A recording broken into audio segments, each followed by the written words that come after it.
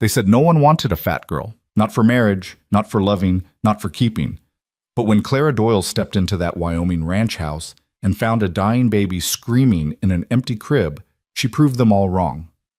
The widower who owned that land had buried one woman already. He swore he'd never let another into his heart. But some women don't ask permission, they just save your life and dare you to send them away. Stay with me until the end and comment which city you're watching from so I can see how far this story has traveled. The stagecoach didn't slow down much when it reached the Bell Ranch. It just sort of lurched to a stop, coughed out a single passenger in her battered trunk, and rolled on before the dust had even settled. Clara Doyle stood there in the middle of nowhere, Wyoming territory stretching out in every direction like God had forgotten to finish decorating. The sky was too big, the silence was too loud, and the ranch house in front of her looked like it had given up on being welcoming about 3 winters ago. She'd expected someone to meet her. Mr. Thornton at the employment agency back in Cheyenne had promised that Mr. Samuel Bell was a respectable rancher in need of a cook and housekeeper. He'd said the pay was fair, the work was honest, and the accommodations were suitable for a woman of good character. What he hadn't mentioned was that the ranch looked haunted, or that no one would be waiting at the door.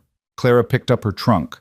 She was strong enough to carry it herself, had been since she was 12 and hauling flour sacks in her father's bakery, and started toward the house. Her boots, already worn thin at the soles, crunched against the dry earth. The wind picked up, carrying with it the smell of horses and hay and something else.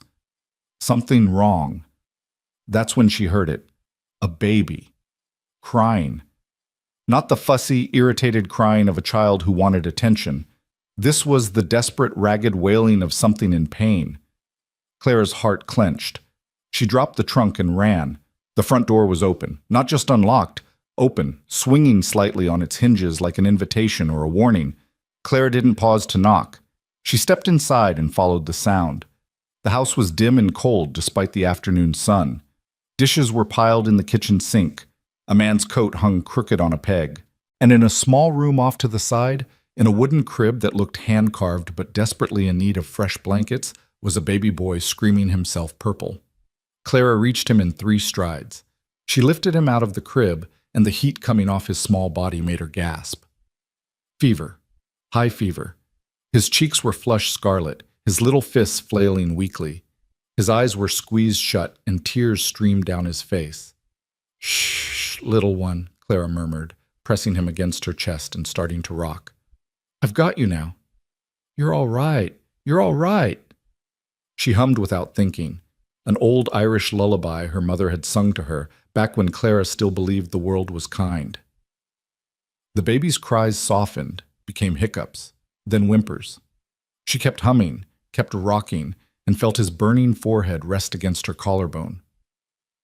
"Who the hell are you?" Clara spun around. In the doorway stood a man who looked like he'd been assembled out of old leather and iron nails. Tall, broad-shouldered, with dark hair that hadn't seen a barber in months, and eyes that were the color of storms. His face was all hard angles and exhaustion. He stared at her like she was a ghost he hadn't asked for. "Clara Doyle," she said, keeping her voice steady even though her heart was hammering. "I'm the cook, from the agency, and this baby has a fever." The man, Samuel Bell, it had to be, didn't move. He just stared at her, at the child in her arms, and something cracked behind his eyes. "I know," he said quietly. "I've been trying everything. He won't stop crying." "Because he's burning up," Clara said, sharper than she meant to. "He needs cool water and willow bark tea if you have it, and someone to hold him who isn't falling apart." Samuel flinched like she'd slapped him. For a moment she thought he might throw her out. But then he just nodded, turned, and walked back into the kitchen. Clara followed, still holding the baby. The kitchen was a disaster. Pots with food burned to the bottom, a kettle that had boiled dry. Flour spilled across the counter like someone had tried to bake and given up halfway through. Samuel Bell moved through it all like a man sleepwalking, filling a basin with water from the pump. Clara set the baby down gently on a clean section of the table and started stripping off his sweat-soaked clothes. The boy whimpered but didn't fight her. His skin was mottled with heat. She dipped a cloth in the cool water and began wiping him down. Forehead, neck, chest, arms. Samuel watched from across the room, gripping the edge of the counter like it was the only thing keeping him upright. "How long has he been like this?" Clara asked. 2 days. Samuel's voice was rough, scraped raw. "Maybe 3. I lose track." "And you didn't send for a doctor?" "Nearest doctor is in Laramie. That's a day and a half by horse, and I can't leave him." Clara pressed her lips together. She wanted to scold him, to tell him that was the stupidest thing she'd ever heard, but she could see it in his face, the guilt, the fear, the bone-deep weariness of a man who had already lost too much and couldn't bear to lose anything else. "Does he have a name?" she asked instead. "Thomas." Samuel's voice cracked on the word. "After my father." "Well, Thomas," Clara murmured to the baby, "we're going to get you feeling better. I promise." She worked quickly, efficiently. She found herbs in a cupboard, willow bark, thank God, and chamomile and mint, and set water to boil. While it heated, she kept cooling the baby with damp cloths, humming that same lullaby, and gradually, Thomas's breathing evened out. His eyes cracked open, just for a moment, and he looked at her with the hazy confusion of a child too young to understand why everything hurt. "There you are," Clara whispered. "There's my brave boy." Behind her, Samuel made a sound that might have been a sob or might have been relief. Clara didn't turn around. She just kept working, kept soothing, until the tea was ready. She cooled it with more water and used a clean cloth to let Thomas suck the liquid from it, drop by drop. He took it, not happily, but he took it. By the time the sun started to set, Thomas was asleep in Clara's arms, his fever finally starting to break. She sat in the one chair in the kitchen that didn't have something piled on it, rocking slowly, and only then did she let herself look at Samuel Bell. He was sitting on the floor with his back against the cupboard, head in his hands. He looked like a man who had been running for miles and finally hit a wall. "You're the new cook?" he asked without looking up. Clara hesitated. She'd been hired to cook and keep house, yes, but Mr. Thornton hadn't mentioned a baby, hadn't mentioned a man falling apart at the seams, hadn't mentioned any of this. "Yes, sir." Samuel lifted his head. His eyes were red-rimmed. "What did Thornton tell you about this place?" "That you needed someone to cook and clean, that the pay was $10 a month plus room and board, that you were a widower with a ranch to run." "He didn't mention my son." "No, sir." Samuel laughed, but it was a bitter, hollow sound. "Figures, no one wants to come work for a man with a screaming baby and a dead wife's ghost in every room." Clara didn't know what to say to that, so she said the only thing that mattered. "Your son needed help. I helped him." Samuel stared at her for a long moment, really stared like he was seeing her for the first time. Clara knew what he was seeing, a big woman, broad in the shoulders and hips, with strong hands and a plain face and hair that frizzed no matter how much she pinned it back. Not the kind of woman men looked at twice. Not the kind of woman anyone called beautiful. "Why'd you come here?" Samuel asked finally. Clara met his gaze. "Because no one else wanted me, and I needed work. I'm a good cook, Mr. Bell, and I'm clean, and I'm honest, and I don't steal. But I'm also fat, and that's all most people see. So when Mr. Thornton said you needed someone, I took the job before you could change your mind." The silence that followed was heavy enough to crush stone. Then Samuel pushed himself to his feet, walked over to her, and looked down at his son sleeping peacefully for the first time in days. "No one wants a fat girl," he repeated slowly, testing the words like they tasted wrong. "That's what they told me, sir." Clara held the baby a little tighter. "But I can nurse the baby. I can cook your meals and keep your house and do the work you hired me for. I don't need to be wanted. I just need to be useful." Samuel was quiet for so long, Clara thought maybe she'd said the wrong thing. Maybe she'd been too bold, too honest. Maybe he was about to tell her to leave, to take her trunk and walk back to the main road and hope another stage came through. But then he said, "Then stay." 2 words. That was all. But the way he said them, rough and quiet and something that sounded almost like gratitude, made Clara's throat tighten. "Yes, sir," she managed. Samuel nodded once, then turned and walked out of the kitchen. She heard his boots on the stairs, heard a door close upstairs, and then she was alone with Thomas, in a kitchen that smelled like sickness and burned food and the beginning of something she couldn't name yet. Clara looked down at the sleeping baby. "Well," she whispered. I guess we're staying. The next morning, Clara woke before dawn from habit. She'd been given a small room off the kitchen, probably meant for storage once, but someone had put a bed in it and a crate for a nightstand. It wasn't much, but it was hers. She dressed quickly, pinned her hair back as best she could, and went to check on Thomas. He was still asleep in his crib, his fever mostly gone, his breathing even and peaceful. Clara pressed a hand to his forehead and allowed herself a small moment of relief. Then she got to work. If she was going to stay here, the house needed to be livable. And if the house was going to be livable, it needed to be cleaned. She started with the kitchen, scrubbed the burned pots until her arms ached, washed every dish and cup and utensil, swept the floor and wiped down the counters and got the stove working properly.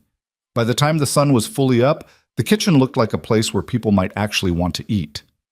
Next, she took inventory.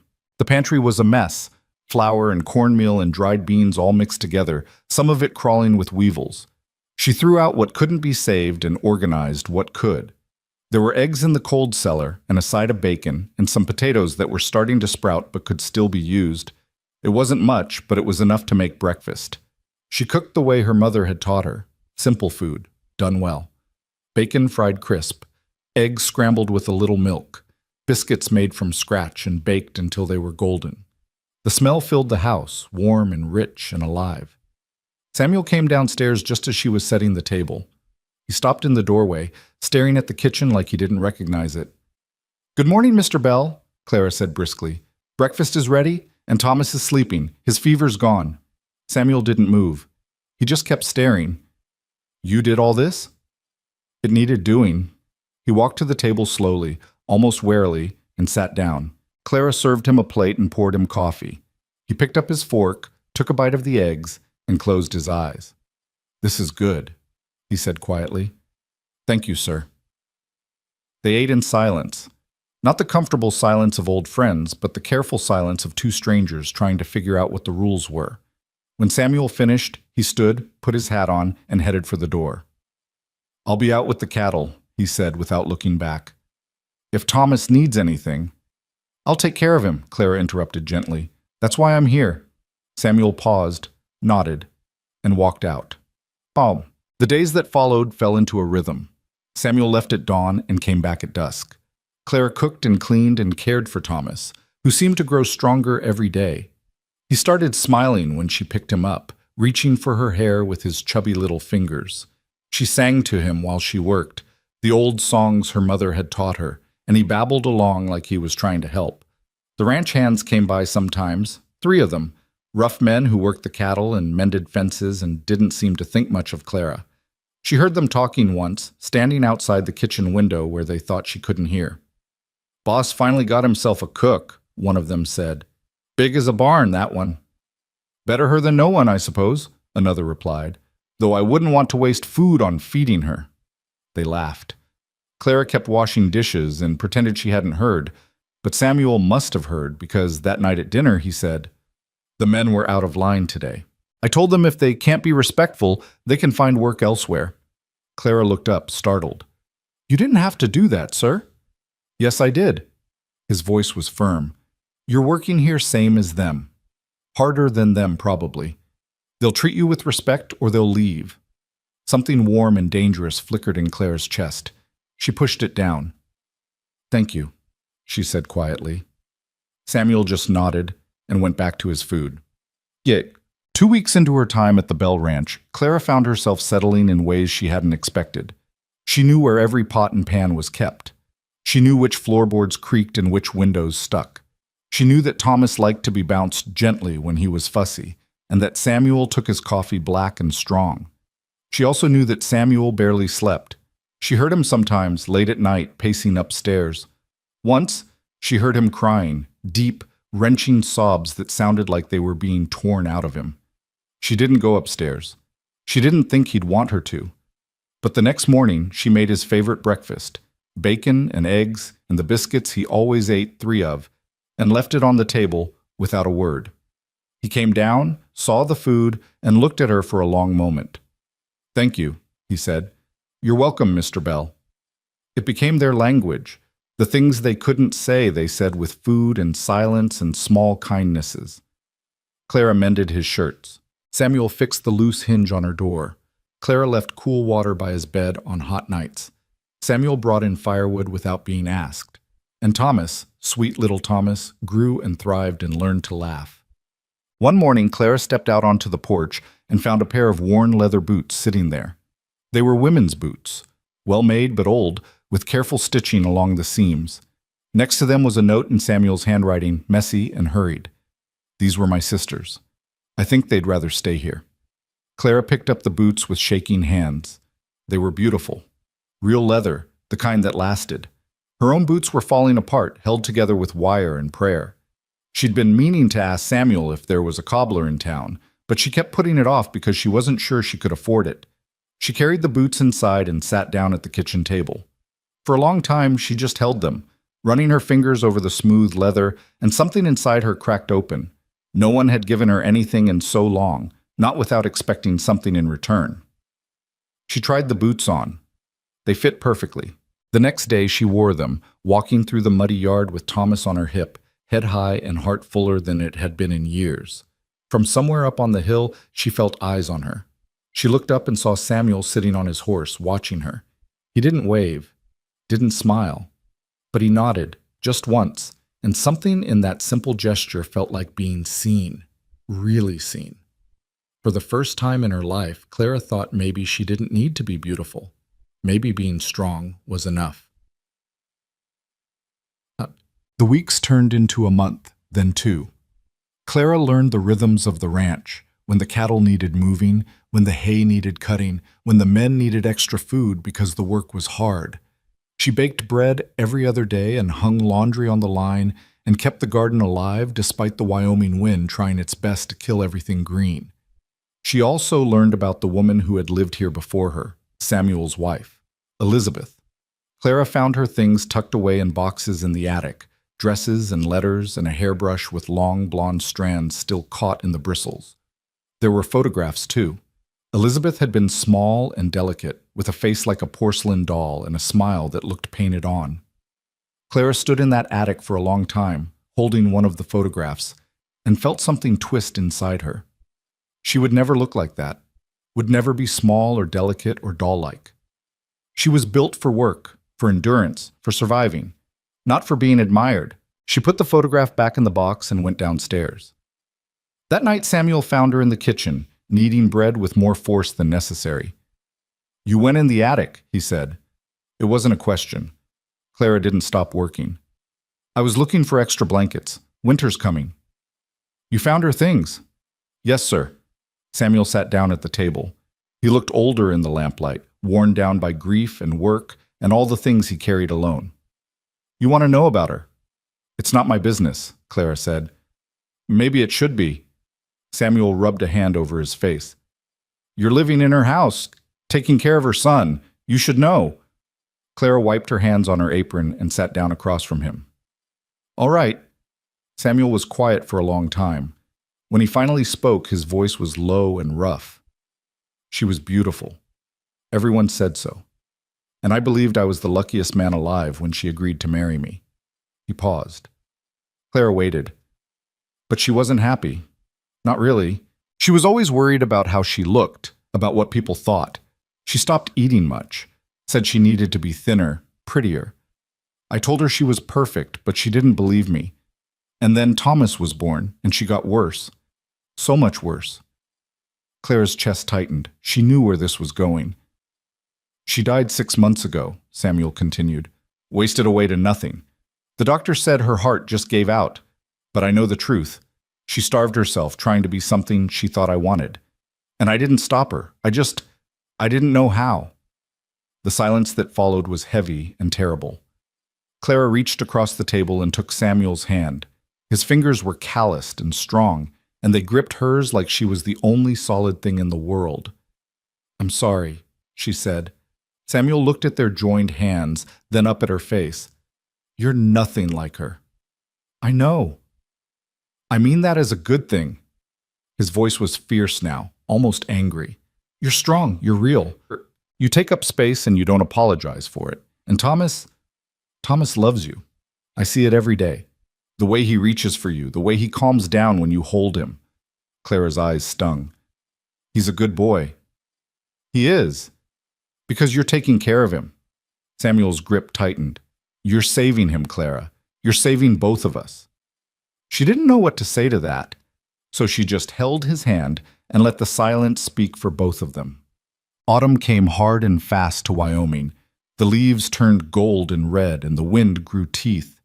Clara spent her days preparing for winter, canning vegetables, salting meat, making sure there was enough wood stacked by the door. Samuel worked longer hours, moving the cattle to lower pastures, mending fences before the snow came. And through it all, Thomas grew. He learned to sit up on his own, to grab toys and shake them with delight. He learned to laugh, really laugh, the kind of deep belly laugh that made Clara's heart soar.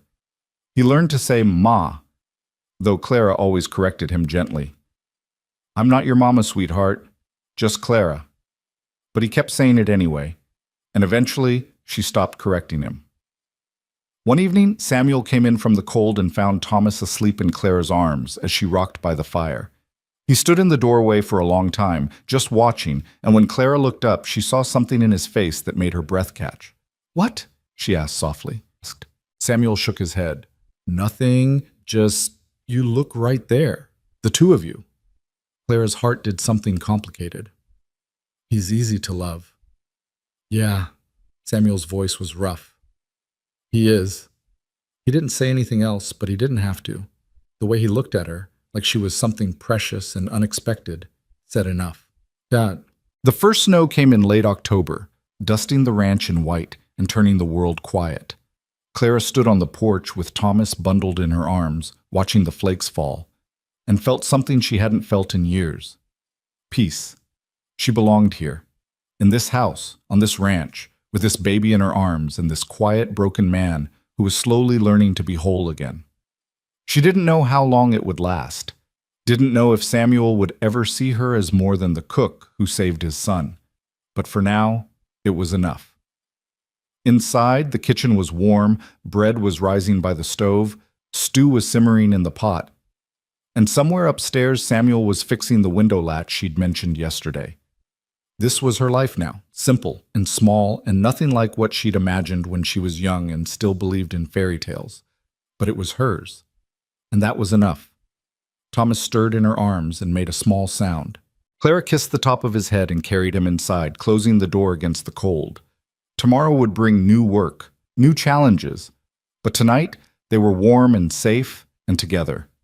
And for Clara Doyle, who had been told her whole life that no one wanted a fat girl, that was more than she'd ever dared to hope for. Winter settled over the Bell Ranch like a held breath, transforming the landscape into something both beautiful and unforgiving. Clara had grown up in Chicago, where winter meant coal smoke and crowded streets, and the constant noise of the city trying to keep itself alive. Here, winter meant silence so complete she could hear her own heartbeat when she stood outside. It meant mornings when the pump froze solid, and she had to pour hot water over it just to get it working. It meant keeping the fires burning all night and waking every few hours to add more wood. But it also meant something else. It meant Samuel came inside earlier, stayed longer, sat at the kitchen table after dinner instead of disappearing upstairs. It meant evenings by the fire with Thomas playing on a blanket between them, reaching for his toes and babbling his mysterious baby language. It meant a kind of closeness that grew not from words but from proximity, from sharing space and warmth and the simple fact of being alive together in a place that didn't forgive carelessness. Clara worked with the same quiet efficiency she always had, but now the house responded to her touch. The kitchen gleamed, fresh herbs hung drying by the window, sage and thyme and rosemary she'd managed to coax from the garden before the first hard freeze. She'd made curtains from fabric she found in a trunk upstairs, plain cotton, but clean and bright.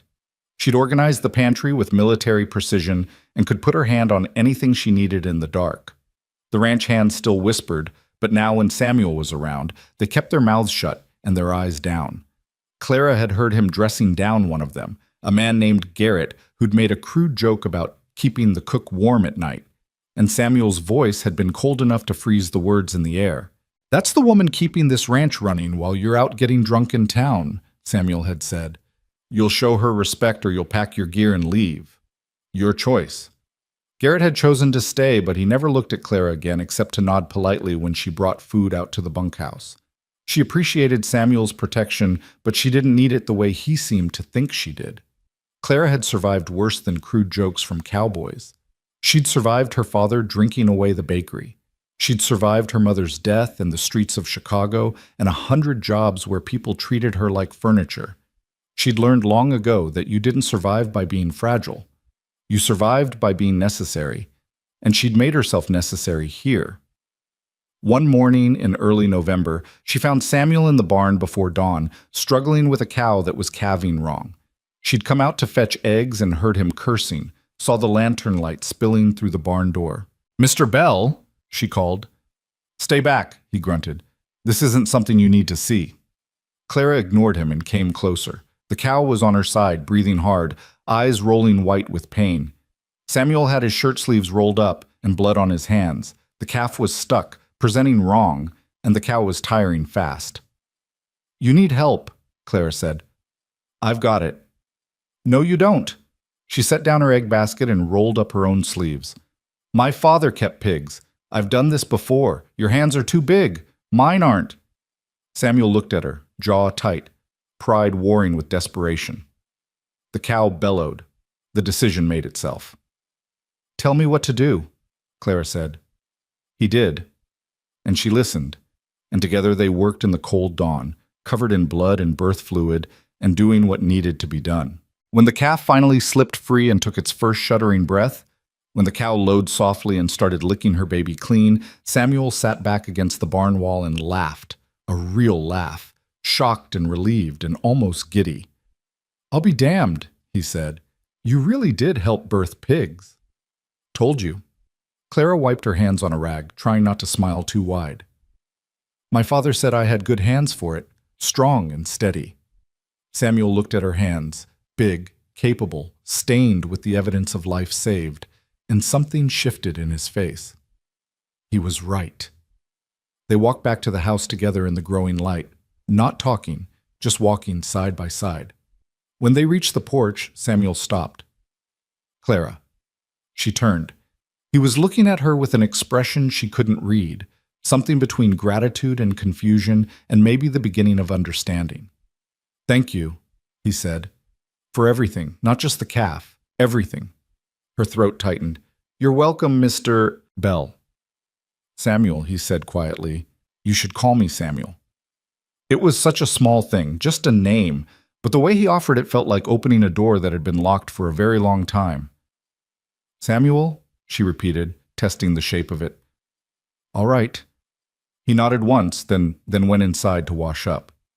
Clara stood on the porch a moment longer, watching the sun rise over the frozen fields, and felt something warm bloom in her chest despite the cold. The days continued to shorten. Clara rose in the dark and went to bed in the dark, and filled the hours between with work that never seemed to end. But it was good work, satisfying work, the kind that left her tired in her bones, but content in her soul. She baked bread 3 times a week, and the smell filled the house like a promise. She made stews that simmered all day, rich with beef and vegetables and herbs. She washed clothes in water so cold her hands went numb, but she hung them on the line anyway because sunshine made them smell better than anything. And she took care of Thomas, who was growing faster than seemed possible. He was pulling himself up on furniture now, standing on wobbly legs and laughing when he fell down. He'd learned to clap his hands and wave bye-bye and give wet, sloppy kisses that left Clara's heart in pieces. Every morning when she lifted him from his crib, he reached for her and said, "Mama," in a voice full of absolute certainty. She'd stopped correcting him. It felt like lying. One evening, she was mending Samuel's shirt. He'd torn it on a fence post when he came down from putting Thomas to bed. He'd taken over the bedtime routine recently, reading to the boy from a worn Bible, even though Thomas was too young to understand the words. Clara thought he just liked the ritual of it, the normalcy. "He went down easy tonight," Samuel said, pouring himself coffee. "I think he's growing." "Of course he's growing. He eats like a horse." Clara bit off the thread and held up the shirt, checking her work. "There. Good as new." Samuel took the shirt, running his thumb over the neat stitches. "You didn't have to do that." Your other shirts all have holes too. Someone has to keep you decent. He smiled, small and quick. It was still a rare thing, his smile, and Clara had learned to treasure it when it appeared. My sister used to say the same thing, said I'd wear rags if she didn't watch me. The one whose boots I'm wearing? Yeah. Hannah. Samuel sat down across from Clara, cradling his coffee. She died 3 years ago. Fever took her fast. She was only 26. Clara set down her sewing. I'm sorry. She would have liked you. Samuel's voice went soft. She didn't care what people looked like, just if they were kind. And you are. Kind, I mean. The compliment hit Clara like a stone to the chest. She didn't know what to do with it, how to hold it without breaking it. I just do what needs doing. That's what she always said too. Samuel looked at her over the rim of his cup, and his eyes were dark and thoughtful. You remind me of her sometimes. The way you move through the world, like you're not asking permission. Clara felt her face heat. I learned a long time ago that waiting for permission means you wait forever. Smart woman. They sat in comfortable silence after that, the kind of silence that felt like a conversation all its own. Outside, the wind picked up, rattling the windows. Inside, the fire crackled and popped. Thomas made a small sound upstairs, then settled. The house creaked the way old houses do, adjusting to the cold. Clara picked up another shirt to mend. Samuel watched her work, and she could feel his gaze like warmth on her skin. Why'd you really come here? He asked suddenly. I know what you said before about needing work, but there's work in the cities. Why come all the way out here? Clara's hand stilled. She could lie, could give him the easy answer, but something about the quiet and the firelight and the way he was looking at her made her want to tell the truth. Because I was tired, she said slowly. Tired of being looked at like I was taking up too much space. Tired of men who thought they could touch me because I was big and therefore desperate. Tired of other women who looked at me like I was a warning about what not to become. She met his eyes. Out here, I thought maybe there'd be room for me. Room to just be. Samuel was quiet for a long moment. Then he said, There's room here. All the room you need. Something in Clara's chest cracked open. She nodded, not trusting her voice, and went back to her mending. The next morning, she found a pair of worn leather gloves on the kitchen table. Working gloves lined with wool, the kind that cost real money. No note this time, just the gloves. Clara put them on. They fit perfectly. She wore them all winter, and every time she looked at her hands, she thought about being seen, about taking up space, about room. December came with storms that lasted days. The ranch hands moved into the bunkhouse and didn't come out except to feed the cattle and break ice on the water troughs. Samuel worked himself to exhaustion, coming in at night so cold Clara had to practically push him into a chair by the fire. She'd have hot food waiting, soup or stew or roasted meat with potatoes, and coffee so strong it could wake the dead. You're going to kill yourself, she told him one night when he stumbled in after dark, his face gray with exhaustion. Cattle need tending. The cattle will survive one day without you. You won't survive many more like this. Samuel just looked at her, too tired to argue. She brought him food and stood over him until he ate every bite. When he was done, she took the plate and said, Tomorrow you're sleeping until sunrise. I'll get the hands to cover the morning feeding. Clara, don't argue with me, Samuel Bell. I've kept this house running and your son alive and you fed for 3 months now. I think I've earned the right to tell you when you're being stupid. He blinked at her. Then slowly he started to laugh. Yes, ma'am. Good. She turned back to the sink. Now go to bed before you fall over. He went, but she heard him chuckling all the way up the stairs. The next morning, true to her word, she let him sleep. She bundled Thomas up warm, went out to the bunkhouse, and informed the hands in a voice that brooked no argument that they'd be covering the morning work. Boss is exhausted and needs rest, she said. Any man who has a problem with that can take it up with me. Nobody had a problem with it. When Samuel finally came down around mid-morning, Clara had breakfast waiting. He sat down without a word, and she could see the tension in his shoulders had eased just slightly. Thank you, he said quietly. Eat your eggs. He did. And when he left to check on the cattle, he squeezed her shoulder as he passed, brief and warm and gone before she could react. But she felt it for hours afterward, that small touch that said more than words ever could. Christmas approached, though it was hard to feel festive when the world was frozen and gray. Clara had never put much stock in Christmas. It had always been just another day in her life, another day to work and survive. But Thomas was here now, and even though he was too young to understand, she wanted to make it special somehow. She baked cookies shaped like stars and trees, using cookie cutters she found in the back of a cupboard.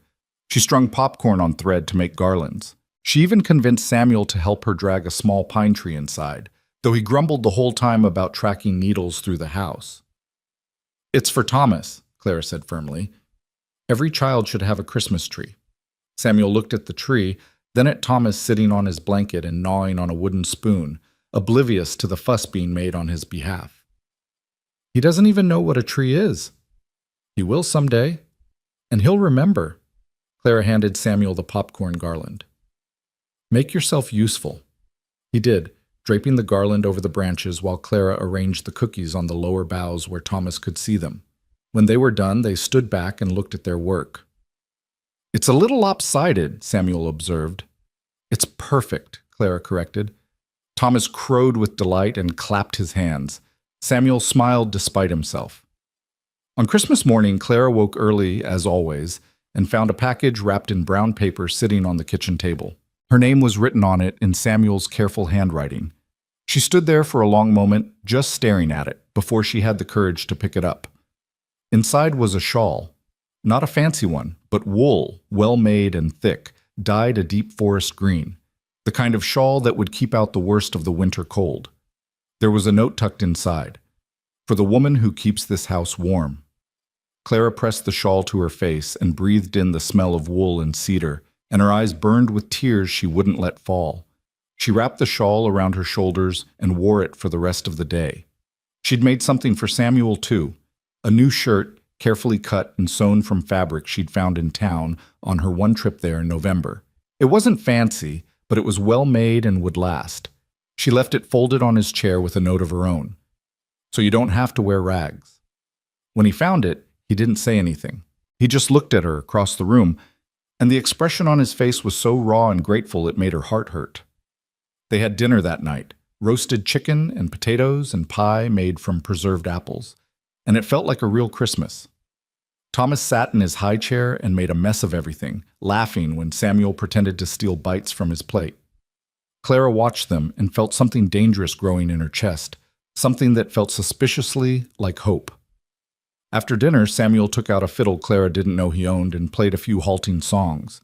He wasn't very good, but Thomas loved it, bouncing in Clara's lap and shrieking with joy.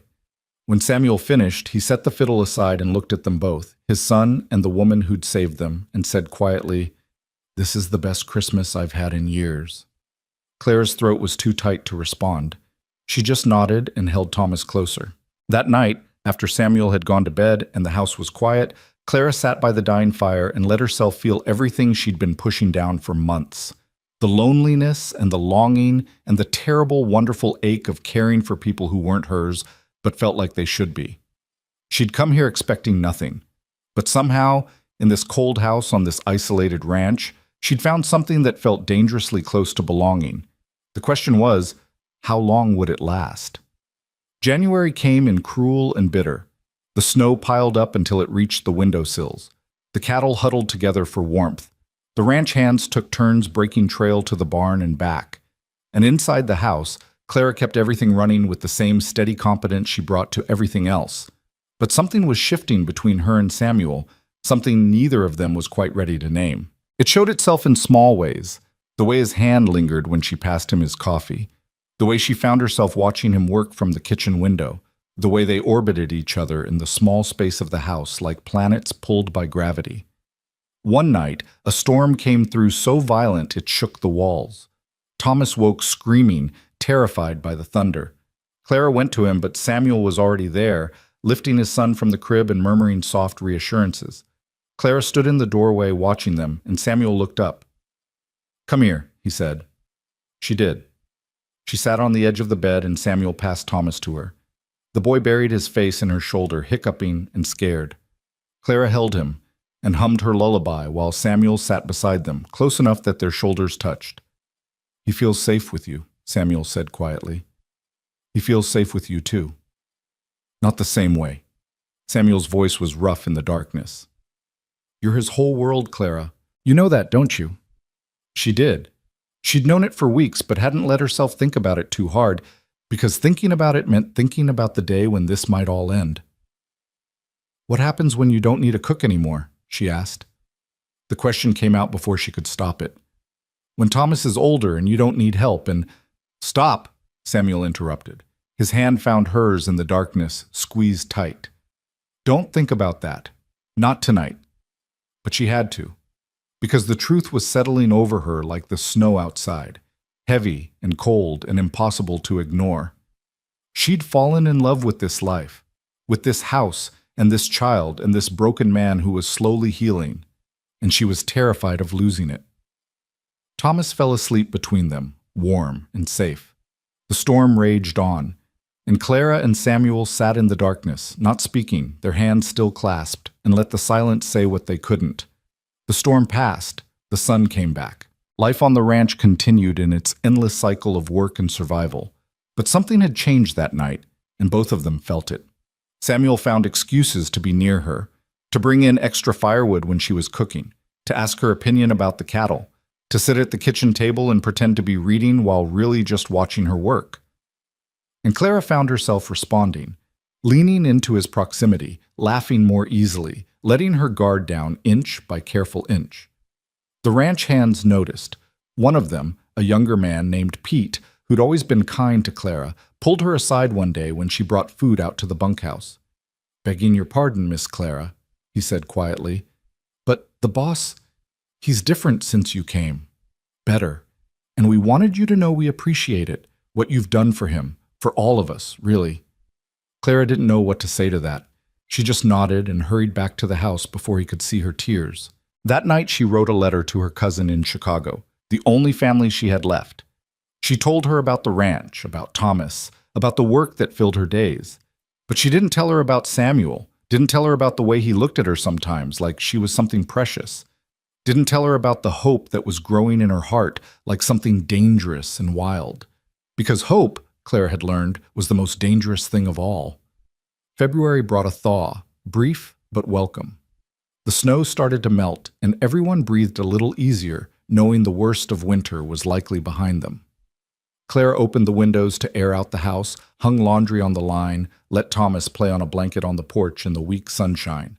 Samuel found her there one afternoon, sitting on the porch steps with Thomas in her lap, both of them watching chickens peck in the yard.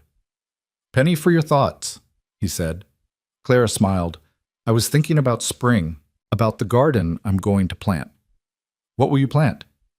"Everything. Tomatoes and beans and squash and carrots, herbs for cooking and flowers for…" She stopped. Flowers for what? For beauty? For herself? She'd never planted flowers in her life. "For you," Samuel finished quietly. "Plant flowers for you, Clara." She looked up at him, and the expression on his face made her breath catch. He looked at her like she mattered. "I might do that," she managed. He sat down beside her on the step, close enough that their shoulders touched. Thomas babbled and reached for his father's hand. Samuel gave it to him, and the boy grabbed his finger with fierce concentration. "I'm glad you stayed," Samuel said. "Me too." They sat there as the sun moved across the sky, not talking, just being. And for the first time in her life, Clara thought maybe she understood what happiness felt like. Maybe she didn't need to be small or beautiful or the kind of woman men wrote poems about. Maybe she just needed to be exactly who she was, strong and steady and necessary. And that would be enough. Thomas fell asleep in her arms. Samuel's shoulder was warm against hers. The chickens kept pecking, and the world kept turning, indifferent to the small miracle of three people learning how to be a family. The warmth didn't last. 3 days after that afternoon on the porch, Thomas woke with a cough that rattled in his small chest like stones in a tin can. Clara heard it from her room and was on her feet before she was fully awake, moving through the dark house by memory and instinct. Thomas was sitting up in his crib, crying in that desperate way that meant something hurt. His cheeks were flushed, his eyes glassy. Clara pressed her hand to his forehead, and her stomach dropped. Fever. Again. No, she whispered. Not again. She gathered him up, and he was so hot against her it felt like holding a coal from the fire. She carried him downstairs, her mind already cataloging what she needed: cool water, willow bark tea, the herbs she'd saved for exactly this kind of emergency. She was setting Thomas on the kitchen table when Samuel appeared in the doorway, already dressed despite the hour. How bad? He asked. Fever. High. And he's coughing. Clara's hands were shaking as she pumped water into a basin. I need you to get the herbs from the cupboard, the willow bark, and the... I know where they are. Samuel was already moving, his face pale but set. They'd done this dance before, back when Clara first arrived, but that didn't make it any less terrifying. They worked together in tense silence, Clara cooling Thomas with damp cloths, while Samuel prepared the tea. But this time was different. This time, Thomas didn't calm down the way he had before. He cried and thrashed, fighting Clara's gentle hands, and the sound of his breathing grew worse, wheezy and labored, like every breath was a battle. Samuel, Clara said quietly, and something in her voice made him stop what he was doing and look at her. This is worse than before. He needs a doctor. The nearest doctor is in Laramie. That's a day-and-a-half ride in good weather. Samuel's jaw was tight, and the thaw made the roads mud. I'd never make it there and back before. He couldn't finish the sentence. Then we do what we can here. Clara forced her voice to stay steady, even though her heart was pounding. We keep him cool. We get fluids in him. We don't let the fever take him. Do you understand me? We don't let it take him. Samuel nodded, his face gray. What do you need me to do? Stay with me. And don't let yourself think about anything except keeping your son alive. They worked through the night, taking turns holding Thomas, cooling him with wet cloths, trying to get him to take the tea drop by painful drop. Clara sang every lullaby she knew, her voice growing hoarse. Samuel paced when he couldn't sit still, his hands clenching and unclenching uselessly. Outside, the wind picked up again, promising another storm. Around 3 a.m, Thomas's fever spiked so high Clara could feel the heat radiating off him. His breathing became shallow and rapid. His eyes rolled back, unfocused, and Clara knew they were losing him. Samuel, she said, her voice cracking, I don't know what else to do. Samuel looked at his son, at the woman holding him, and something broke in his face. He crossed the room in 2 strides and put his hands on Clara's shoulders, his grip almost painful.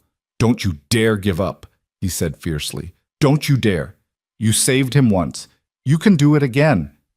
I'm not a doctor. I'm just... You're everything, Samuel interrupted, his voice raw. You're everything, Clara. To him. To me. So don't you dare stop fighting. The words hit Clara like a physical blow. She looked up at him, at the desperation in his eyes, and something shifted inside her. She'd spent her whole life being told she wasn't enough, not pretty enough, not small enough, not worthy enough. But here was this man telling her she was everything, and she had a choice. She could believe him or she could let fear win. She chose to believe him. All right, she whispered. All right. She turned back to Thomas with renewed determination.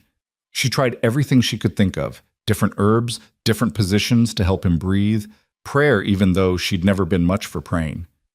She talked to him constantly, telling him stories about spring and gardens and all the things they'd do when he was well again. And Samuel stayed beside her the whole time, solid and present, his hand on her back like an anchor. Dawn came gray and cold. The storm that had been threatening finally broke, rain lashing against the windows. And somewhere in that miserable morning, Thomas's fever began to break. His breathing eased, his eyes focused on Clara's face. He whimpered and reached for her, and she sobbed with relief. That's it, sweetheart, she whispered, tears streaming down her face.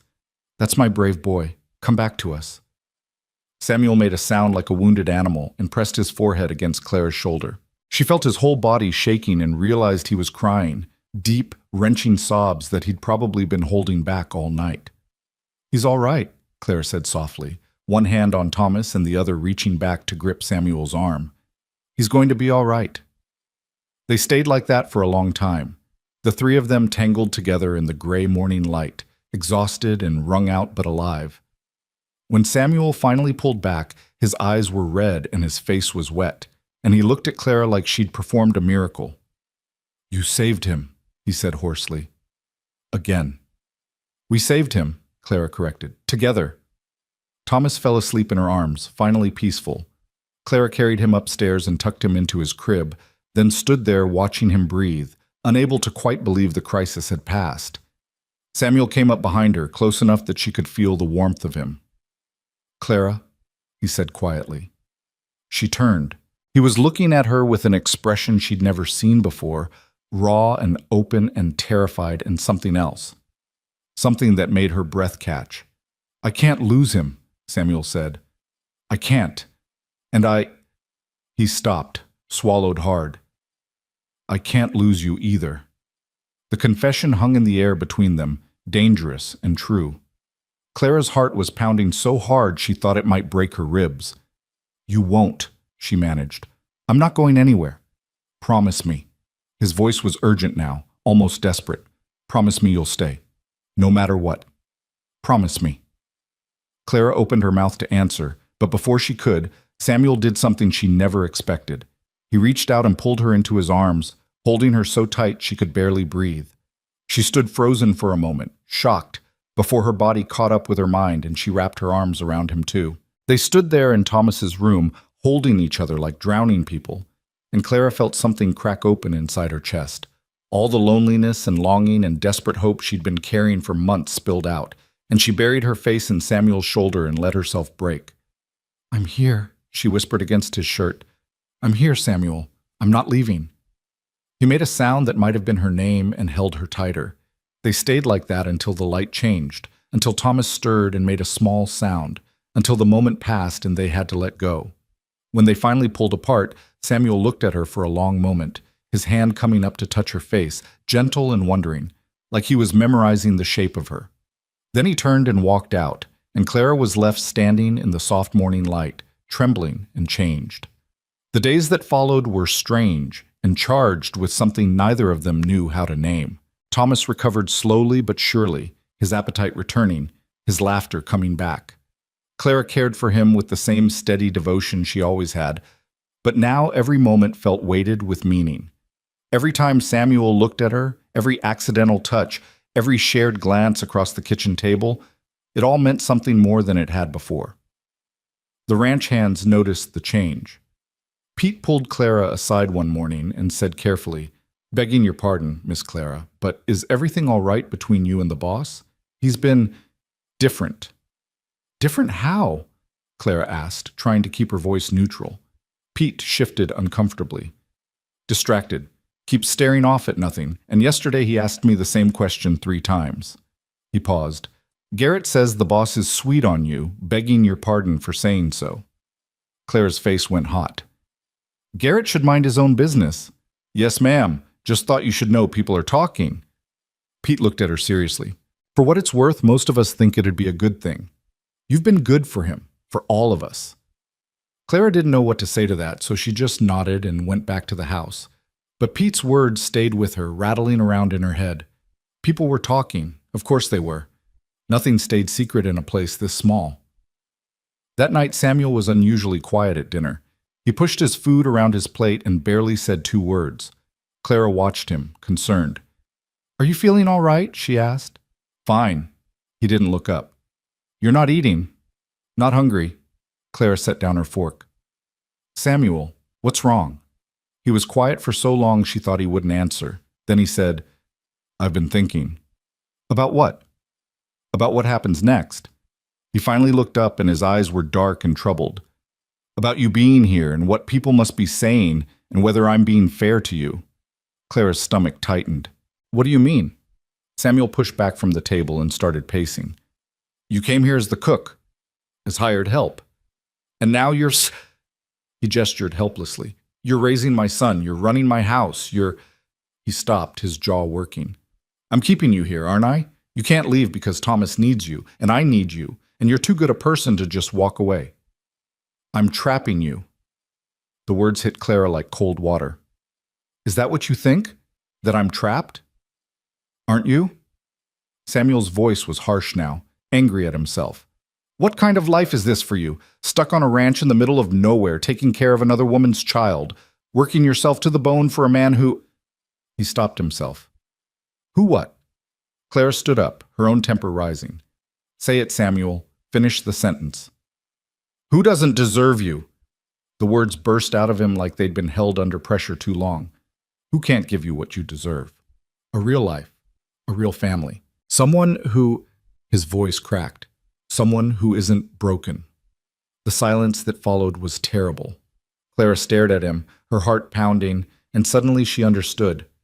He wasn't afraid of trapping her, he was afraid of wanting her, afraid that whatever was growing between them was wrong or selfish or doomed. You think you're broken? She said quietly. I know I am. And you think I'm what?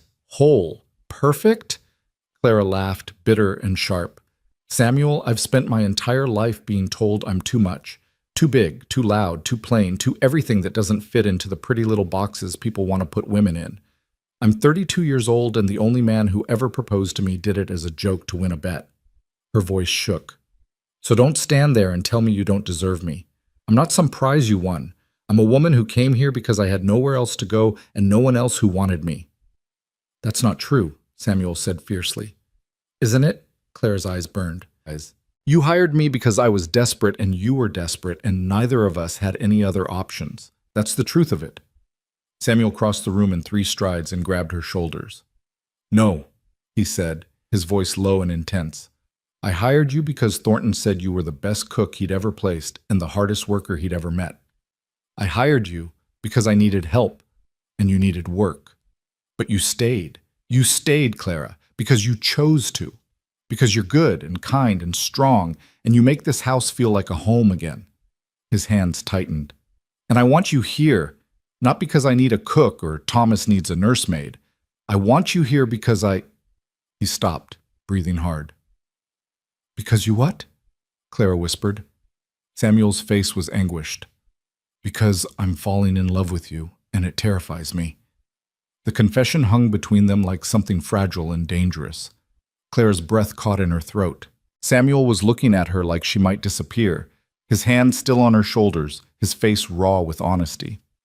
I didn't mean for it to happen, he continued, the words coming faster now like he couldn't stop them. I told myself I'd never let anyone in again after Elizabeth, that it wasn't fair to anyone, that I'd just hurt them the way I hurt her. But then you came and you saved my son, and you brought life back into this house, and His voice broke. I can't stop thinking about you, can't stop watching you, can't imagine this place without you in it. And I hate myself for it because you deserve better than a broken widower and a ranch in the middle of nowhere and a life spent taking care of other people's messes. Clara was crying now, tears streaming down her face. That's not what this is. Then what is it? Samuel's voice was desperate. Tell me, Clara, what is this? She reached up and put her hands over his, still gripping her shoulders. It's a life, she said simply. Maybe not the life I imagined when I was young and stupid and believed in fairy tales, but it's real and it's mine and I chose it. I chose Thomas. I chose this house. And She took a shaky breath. I chose you, Samuel. I didn't mean to, but I did. Samuel's eyes widened. Clara, I fell in love with you too, she interrupted, the words tumbling out now that she'd started. Somewhere between the first night when we saved Thomas together and the morning you left me your sister's boots and all the quiet moments in between. I fell in love with your kindness and your strength and the way you try so hard to do right by everyone even when it breaks you. And yes, you're broken. So am I. But maybe that's all right. Maybe broken people fit together better anyway. For a moment, Samuel just stared at her. Then he pulled her close and kissed her. It wasn't gentle or romantic or like anything Clara had ever imagined a first kiss would be. It was desperate and clumsy and tasted like salt from both their tears. But it was real, and that made it perfect. When they finally pulled apart, both breathing hard, Samuel pressed his forehead against hers. I don't know how to do this, he whispered. I don't know how to love someone without ruining it. Neither do I, Claire admitted. So we'll figure it out together. What if I fail you? What if I fail you? Clara cupped his face in her hands. We're both scared, Samuel. That's all right. Being scared means we have something worth protecting. He kissed her again, softer this time, and Clara felt something inside her settle. This was real. This was happening. After 32 years of being told she wasn't enough, someone was choosing her. Not despite who she was, but because of it. They stood there in the kitchen for a long time, holding each other as the fire burned low and the night deepened around them. Eventually, they heard Thomas stirring upstairs, and Clara reluctantly pulled away. "I should check on him," she said. Samuel caught her hand. "Clara, I meant what I said, about loving you." She smiled, her first real smile since the conversation started. "I know. I meant it too." She went upstairs to tend to Thomas, and Samuel stood alone in the kitchen, looking around at the home Clara had built from the wreckage of his grief. The clean counters and hung herbs and curtains she'd sewn, the warmth and life and love she'd brought back into every corner. He'd been so afraid of wanting her, afraid that it was too soon after Elizabeth, afraid that he was being selfish, afraid that he'd somehow taint something good by touching it. But Clara was right. They were both broken, and maybe that meant they understood each other in ways whole people never could. Upstairs, Clara lifted Thomas from his crib and held him close, breathing in the sweet baby smell of him. He was almost fully recovered now, babbling and reaching for her face with his chubby hands. "Your father loves me," she whispered to him, testing the words. "And I love him. What do you think about that?" Thomas gurgled and patted her cheek, which Clara took as approval. But as she stood there in the darkness, rocking the baby and thinking about what had just happened, doubt began to creep in. Samuel had said he loved her, yes, but love and marriage were different things. Love and a future were different things. What if he woke up tomorrow and realized he'd made a mistake? What if this was just gratitude twisted into something that looked like love? What if she was setting herself up for the worst heartbreak of her life? She pushed the thoughts away and focused on Thomas, on the warm weight of him in her arms. Whatever happened tomorrow, she had tonight. She had this moment. And sometimes that had to be enough. The next morning, everything felt different and the same all at once. Samuel came down to breakfast and looked at Clara like he was seeing her for the first time, and she felt her face heat under his gaze. They moved around each other carefully, hyper-aware of every accidental touch, every shared glance. The air between them felt charged with possibility. But they didn't talk about what had happened. Not with the ranch hands coming and going, not with Thomas needing constant attention, not with the endless work of the ranch demanding every minute. The confession hung between them, acknowledged but not discussed, and Clara didn't know if that was good or bad. 3 days passed in this strange new normal. Samuel found excuses to be near her, bringing in firewood, fixing things that didn't need fixing, asking questions about meals he'd eaten without comment for months. Clara caught herself watching him work from the kitchen window, her hands stilling in the dishwater, imagining a future she didn't quite dare to believe in. On the 4th day, Samuel came in for lunch and found Clara kneading bread with more force than necessary. He watched her for a moment, then said quietly, "You're angry." "I'm not angry." She punched the dough harder than she needed to. "Clara." She stopped, her hands buried in the dough, and fought the urge to scream. "You said you loved me." "I do." "Then why are we acting like nothing's changed?" The words burst out of her before she could stop them. "Why are we tiptoeing around each other like we're afraid to break something? Why haven't we talked about what this means?" Samuel was quiet for a long moment. Then he said, "Because I'm terrified." Clara turned to face him, flour dusting her arms. "Of what?" "Of rushing you. Of pushing you into something you don't really want. Of being selfish." He ran a hand through his hair, frustrated. "Elizabeth, she did what she thought I wanted. She tried to be something she wasn't because she thought that's what would make me happy. And it killed her, Clara. I won't do that to you." The confession hit Clara hard. She'd known Samuel felt guilty about his wife's death, but she hadn't understood the depth of it until now. "I'm not Elizabeth. I know." "Do you?" Clara crossed her arms. "Because it seems like you're so afraid of repeating the past that you're not letting yourself have a future." Samuel flinched. "That's not fair." "Maybe not, but it's true." Clara took a breath, trying to calm down. "Samuel, I'm not some fragile thing that's going to break because you love me. I'm not going to starve myself or change myself or lose myself trying to be what you want. I'm too old and too stubborn for that. If you love me, you love me as I am, big and bossy and completely unsuitable for polite society.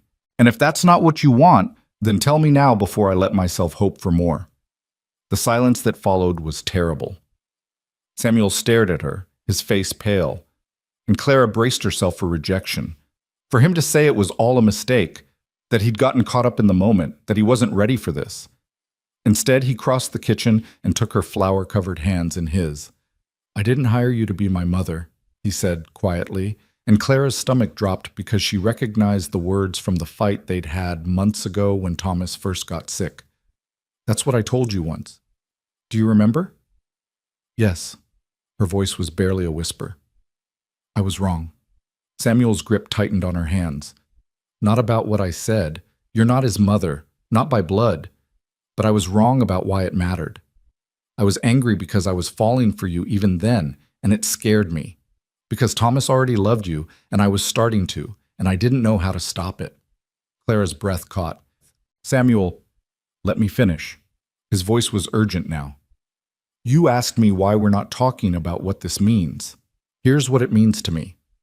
I want you to stay, not as the cook or the nursemaid or hired help. I want you to stay as—" He hesitated, like the words were almost too big to say. "As my wife. If you'll have me." The kitchen spun. Clara stared at him, sure she'd misheard. "What?" "I'm asking you to marry me." Samuel's voice was shaking. "I know I'm doing this all wrong. I don't have a ring, and we're standing in the kitchen covered in flour, and I'm making a mess of this, but I—" He stopped, swallowed hard. "I love you, Clara Doyle. I love your strength and your kindness and the way you take up space without apologizing for it.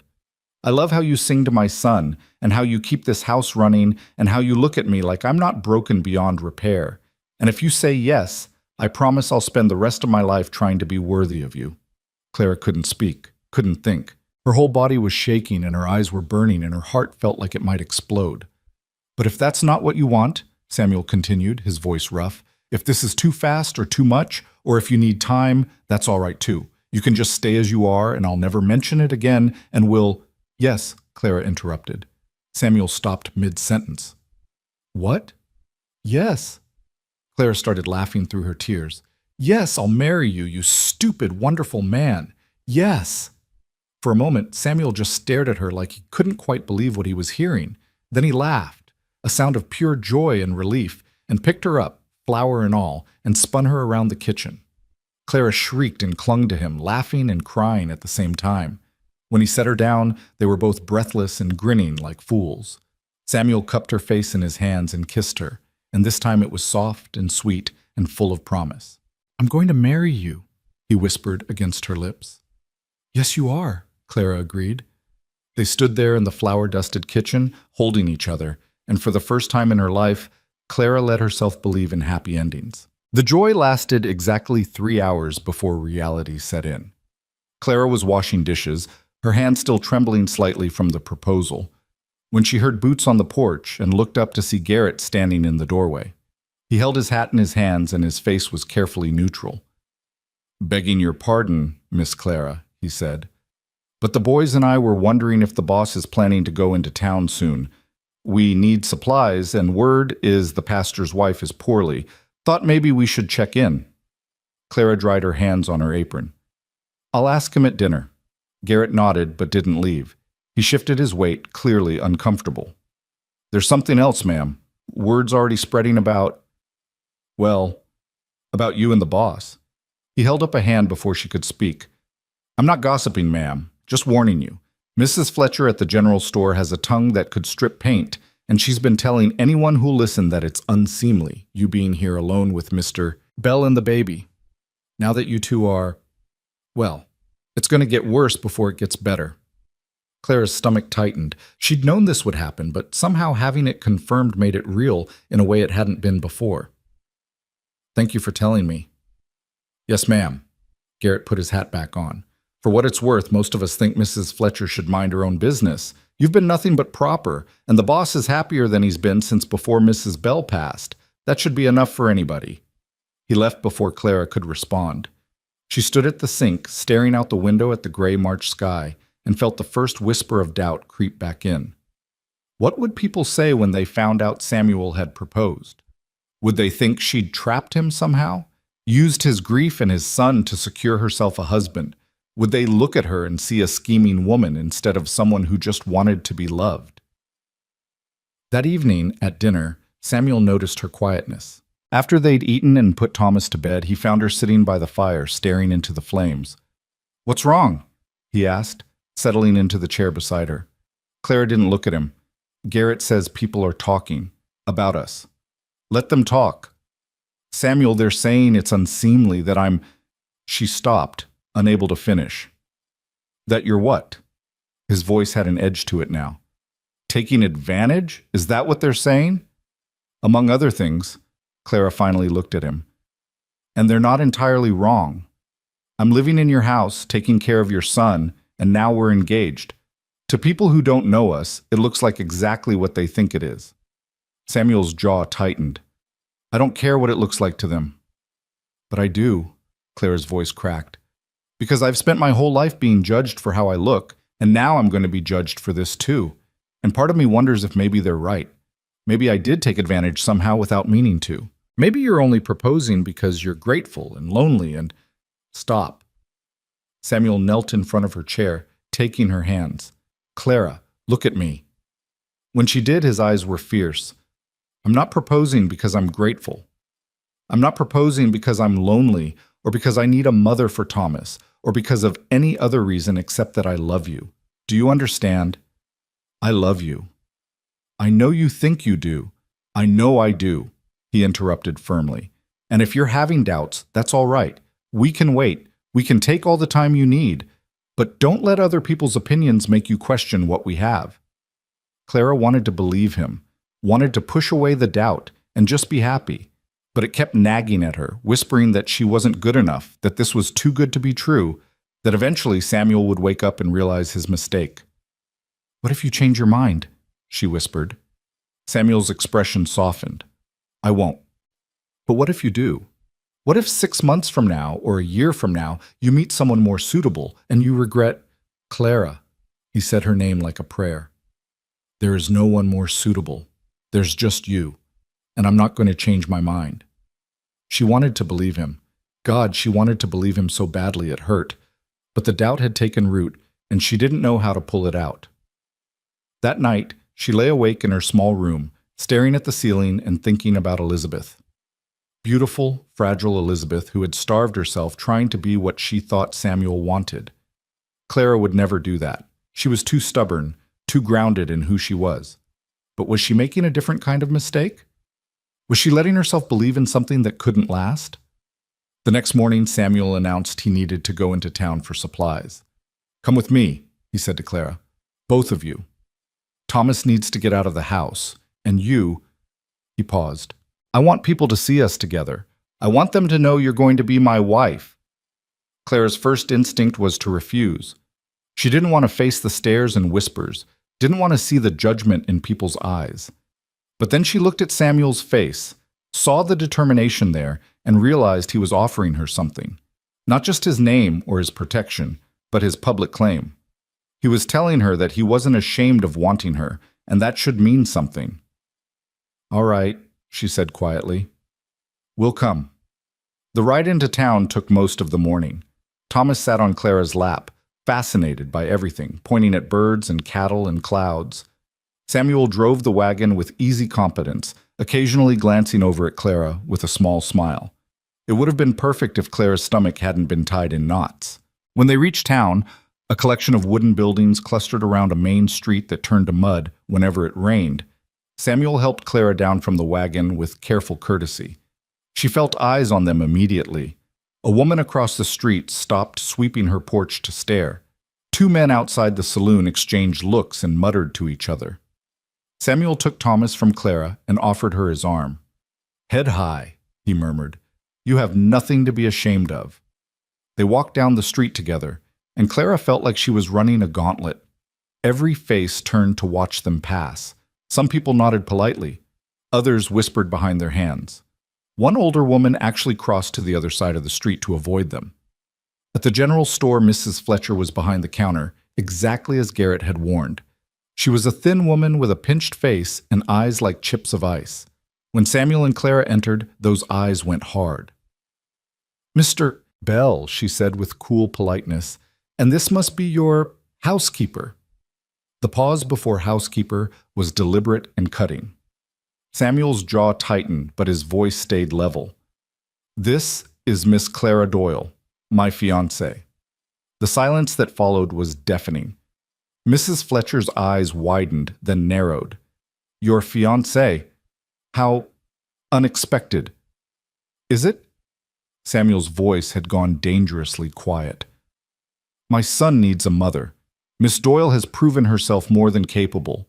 It seems quite logical to me." Clara wanted to sink through the floor. The way he'd said it, practical and logical, like she was a business arrangement, made everything worse. She could see Mrs. Fletcher's mind working, could practically hear her thoughts. Of course, he's marrying the help because she's convenient, not because he actually wants her. "Of course," Mrs. Fletcher said with false sweetness. "How practical of you. And Miss Doyle, you must be very pleased with your situation." The implication was clear. Clara had landed herself a husband and a home through calculated manipulation. Clara felt her face burning, but before she could respond, Thomas, sweet, oblivious Thomas, reached for her and said, "Mama," clear as a bell. The word hung in the air like an accusation. Mrs. Fletcher's lips thinned. "How sweet.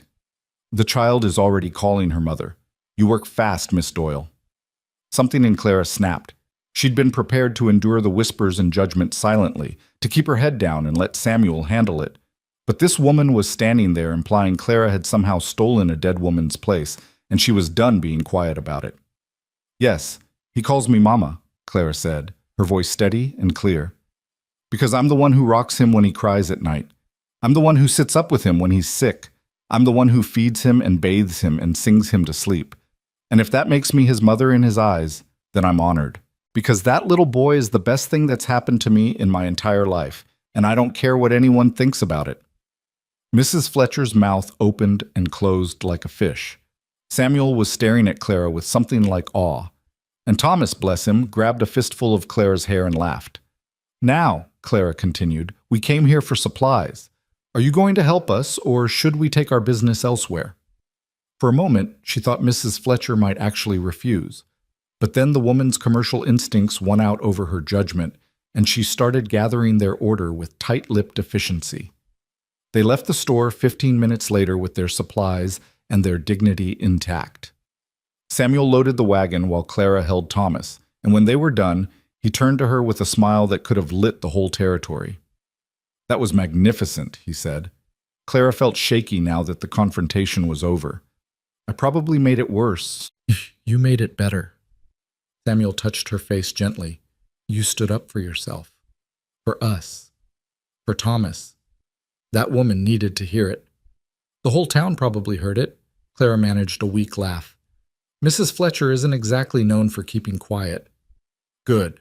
Let them hear it." Samuel helped her up into the wagon. "Let them all hear it. You're going to be my wife, Clara, and I'm proud of that." They were heading out of town when they passed the church. The pastor was outside talking to a group of women, and when he saw Samuel's wagon, he waved them down. "Mr. Bell," he called, "might I have a word?" Samuel pulled the wagon to a stop. Pastor Williams approached, a kind-faced man in his 50s with graying hair and gentle eyes. Clara had met him once before, shortly after she'd arrived, and he'd been nothing but courteous. "Pastor," Samuel said, tipping his hat, "I was sorry to hear your wife is unwell." "Thank you. She's improving, thank the Lord." The pastor looked at Clara, then back at Samuel. "I heard some interesting news in town today. About an engagement?" "That's right." Samuel's voice was firm. "Miss Doyle has agreed to marry me." Pastor Williams was quiet for a moment, studying them both. Then he said, "Might I speak frankly?" "Please do." "There are people in this town who are going to judge you for this, who are going to say things that aren't kind or fair." He looked at Clara directly now. "Miss Doyle, you're going to bear the brunt of it, I'm afraid. People will make assumptions about your character and your motives. It won't be easy." Clara lifted her chin. "I know. I'm sure you do. The pastor smiled slightly. I've been watching you these past months, Miss Doyle. I've seen how you care for young Thomas, how you've brought light back into Samuel's life, and I've seen how you carry yourself with dignity despite what some people say. He paused. What I'm trying to say is, if you two want to marry, I'll be honored to perform the ceremony, and anyone who has a problem with it can take it up with me. The kindness in his voice made Clara's throat tight. Thank you, she managed. When were you thinking? The pastor asked Samuel. Samuel looked at Clara. Whenever Clara wants. Tomorrow, if she'll have me. Clara laughed despite herself. Let's give people a little time to adjust to the idea. Maybe in a few weeks? A few weeks, then. Pastor Williams nodded. Come see me when you're ready to set a date. They parted ways, and as Samuel drove the wagon home, Clara felt something ease in her chest. Not everyone was against them. Pastor Williams' support mattered.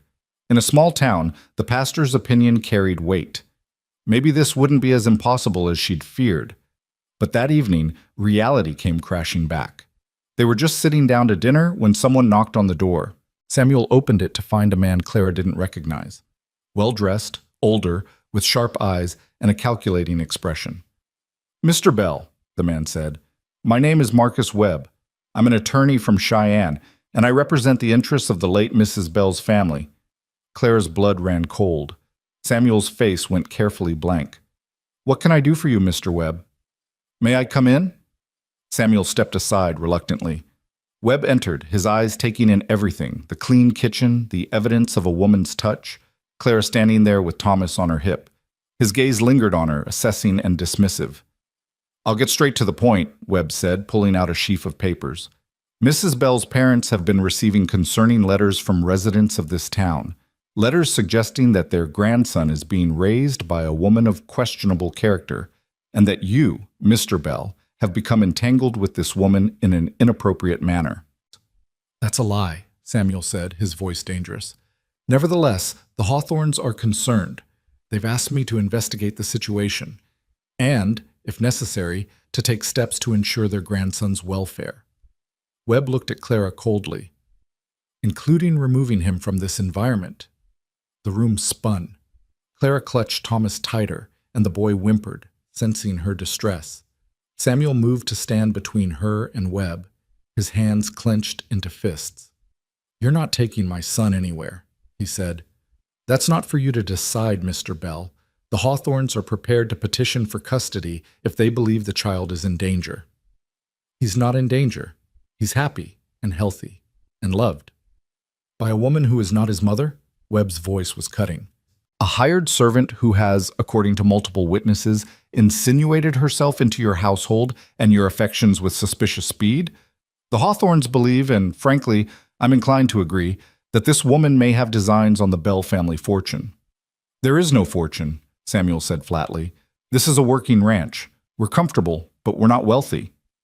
Nevertheless, Webb set the papers on the table. I've been authorized to offer Miss Doyle a sum of $500 to leave this territory and never contact you or the child again. Additionally, the Hawthorns would like to take custody of Thomas until such time as you can prove you're capable of providing an appropriate environment. The words hit Clara like physical blows.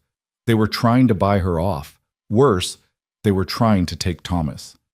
She looked at Samuel and saw murder in his eyes. Get out, Samuel said, his voice low and deadly. Mr. Bell, be reasonable. I said, get out. Samuel's shout made Webb take a step back. That woman has saved my son's life twice. She's given him more love in 6 months than most children get in a lifetime. And I'm going to marry her, and there's not a damn thing you or the Hawthorns or anyone else can do about it. So you take your papers and your money and your threats, and you get off my property before I throw you off. Webb's face hardened. Very well, but this isn't over, Mr. Bell. The Hawthorns will petition for custody, and when they do, every unsavory detail of this situation will be aired in court. Your son will be taken from you, and you'll have no one to blame but yourself. He left, and the door closing behind him sounded like a gunshot. Samuel stood frozen for a moment, then turned and slammed his fist into the wall, leaving a hole in the plaster. Samuel, Clara started. They can't take him, Samuel said, his voice breaking. They can't. He's my son. Clara set Thomas in his chair and went to Samuel, putting her hand on his back.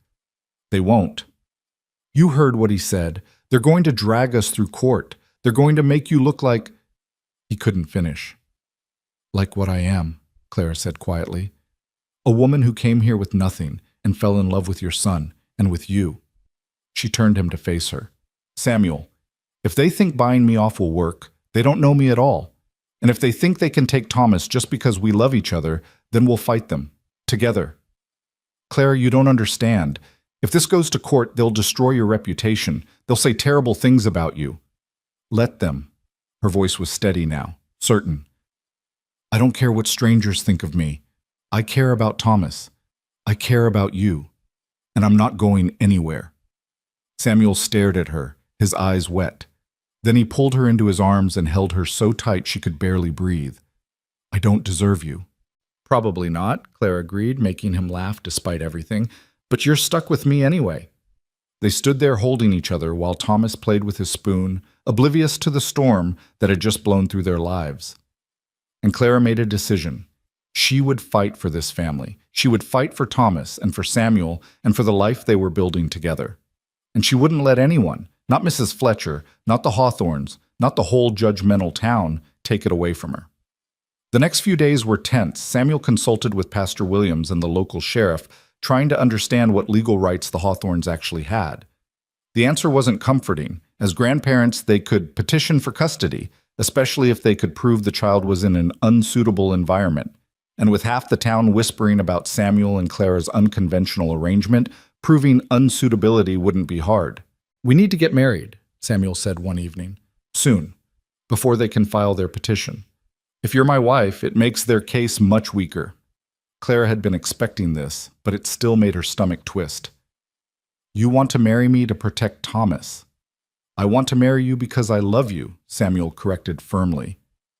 But yes, it also protects Thomas. Is that wrong? No, Clara sighed. It's just, I always thought if I ever got married, it would be because someone wanted me. Not because I was useful. Samuel crossed the room and took her hands. Clara Doyle, you are the most infuriating woman I've ever met.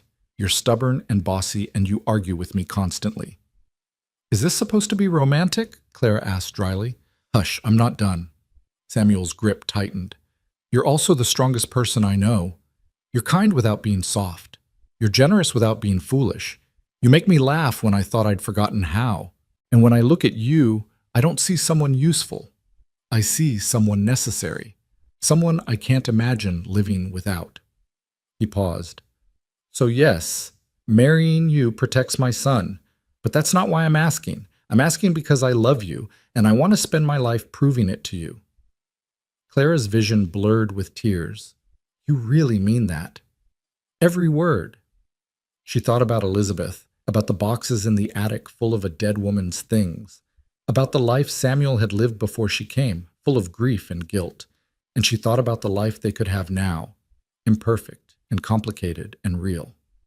All right, she whispered. Let's get married. Samuel exhaled like he'd been holding his breath. When?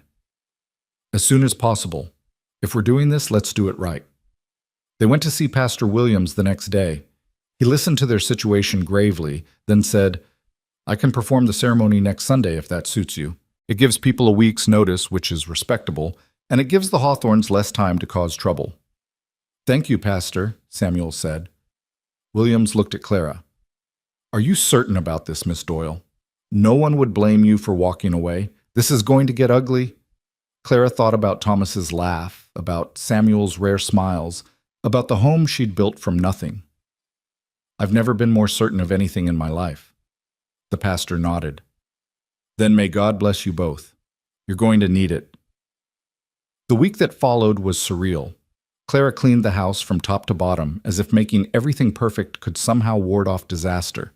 Samuel rode into town to file the marriage license and came back grim-faced, reporting that Webb was already asking questions and gathering testimony from anyone willing to speak against Clara.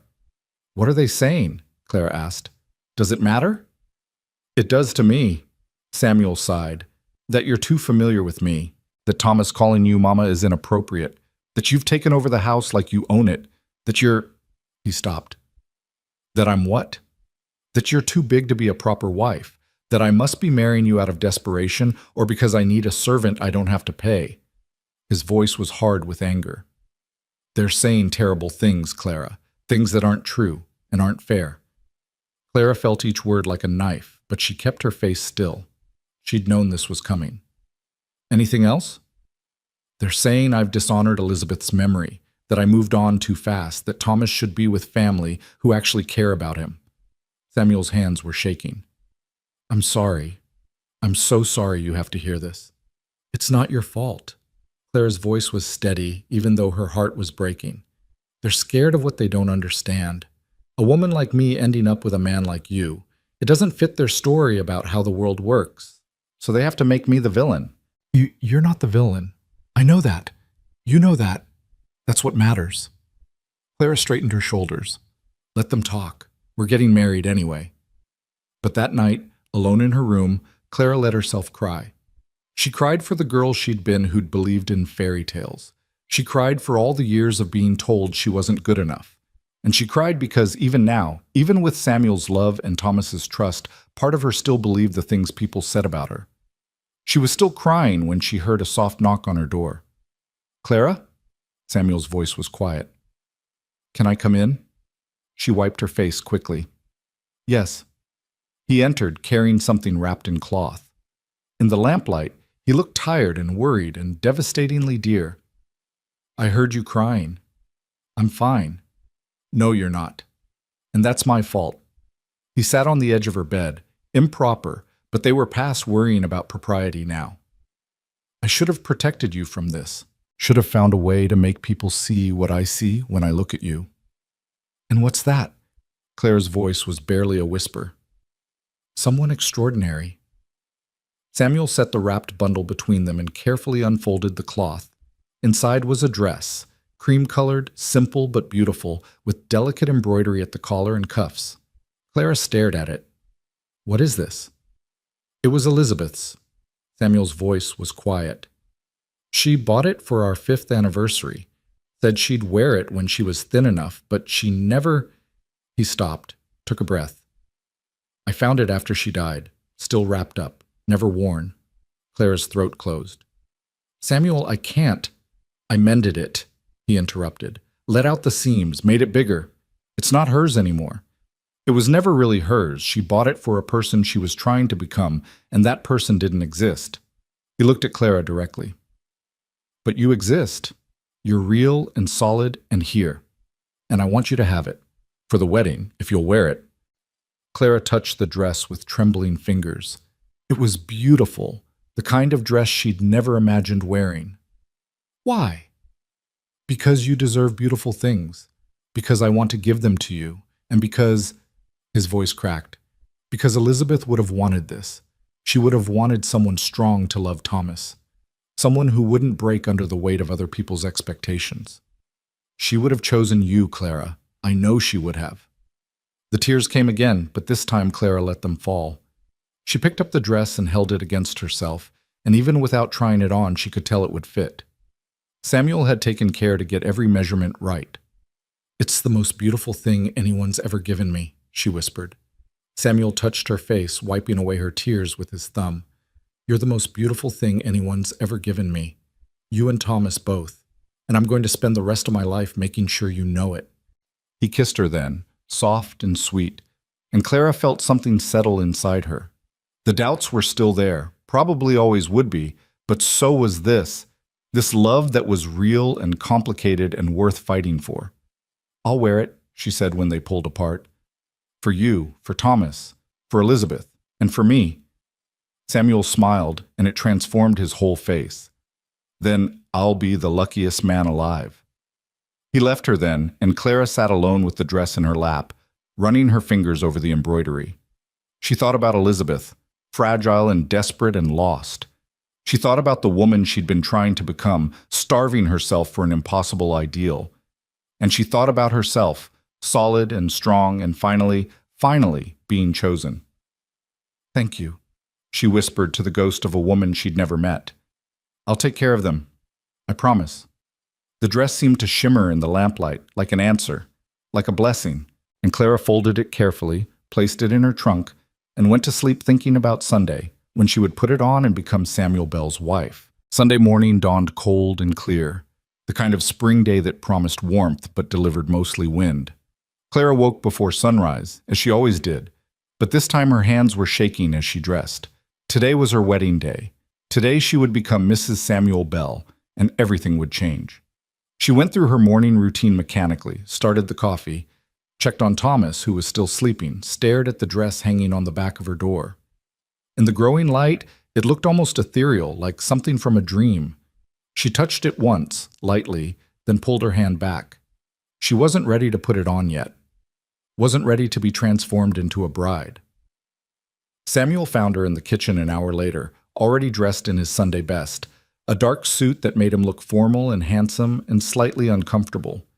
He stopped in the doorway when he saw her still in her everyday dress, flour on her hands from making breakfast. "You're baking," he observed.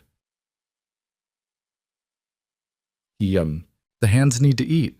Wedding or not, they still need to eat. Clara. Samuel came closer, took the bowl from her hands and set it aside.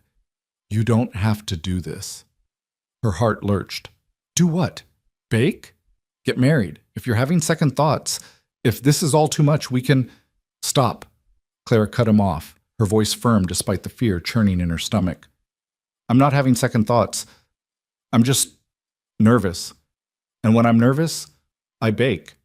It's what I do." Samuel's shoulders relaxed slightly. "You're sure?"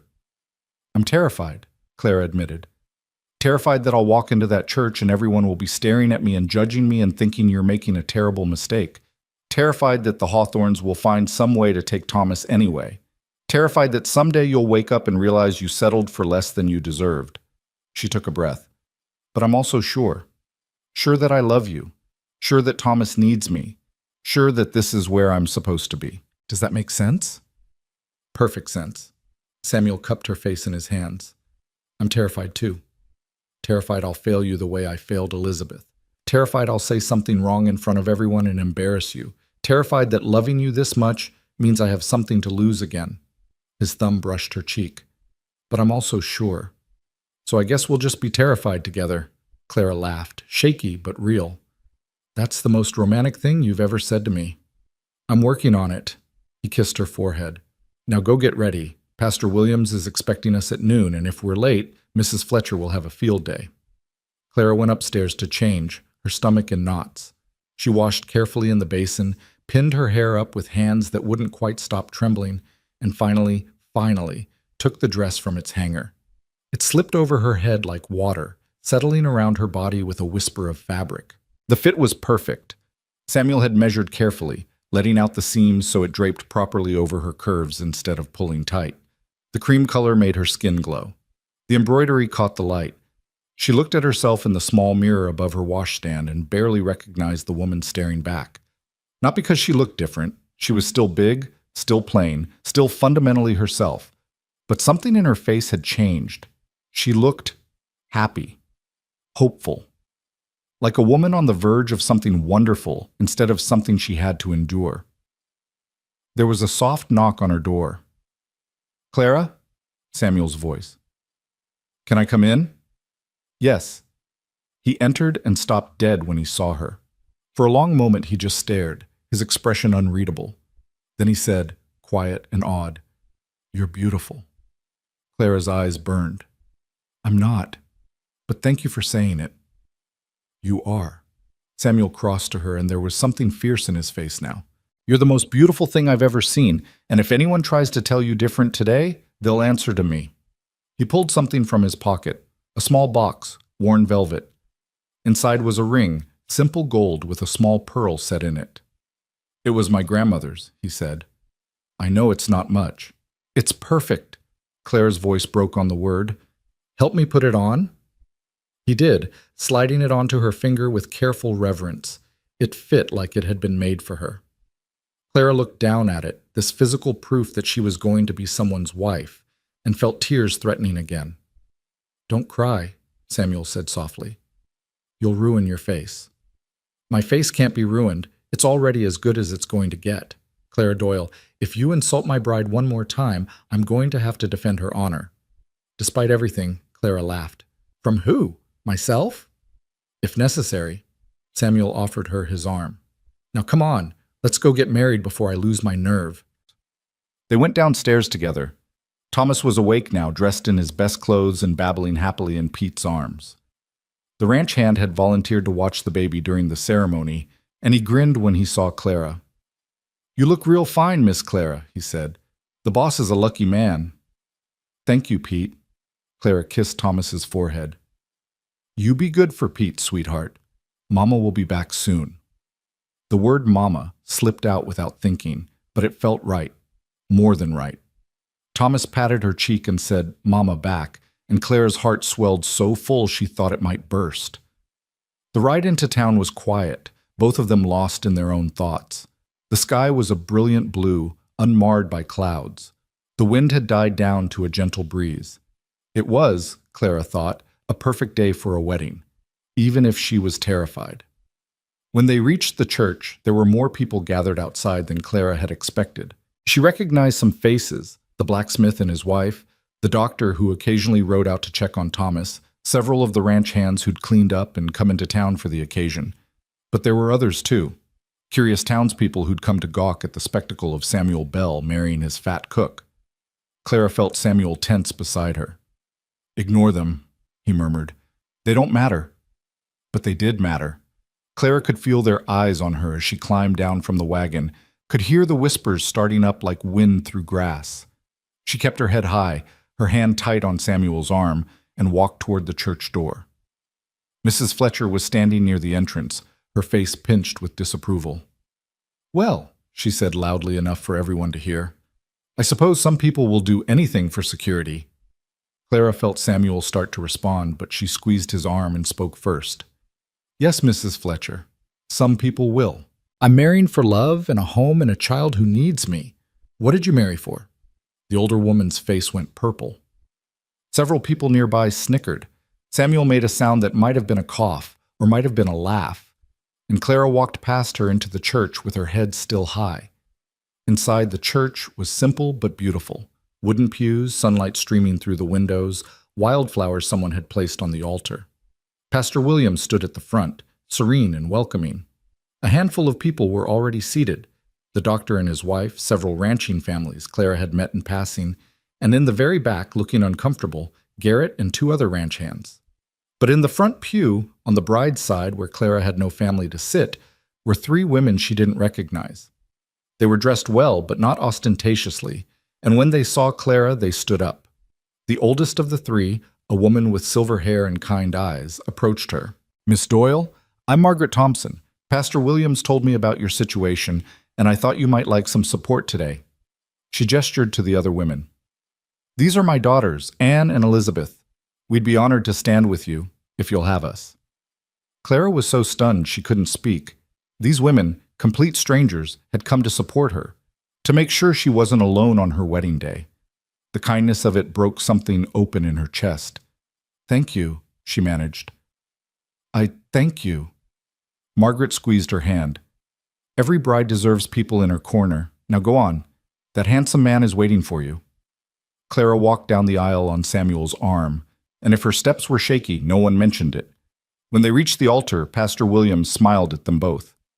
Dearly beloved, he began, and his voice was warm and clear. We are gathered here today to witness the union of Samuel James Bell and Clara Margaret Doyle in holy matrimony. The ceremony was simple and traditional. Clara barely heard most of it. She was too focused on Samuel's face, on the way he was looking at her like she was something precious. But when it came time for the vows, her attention sharpened.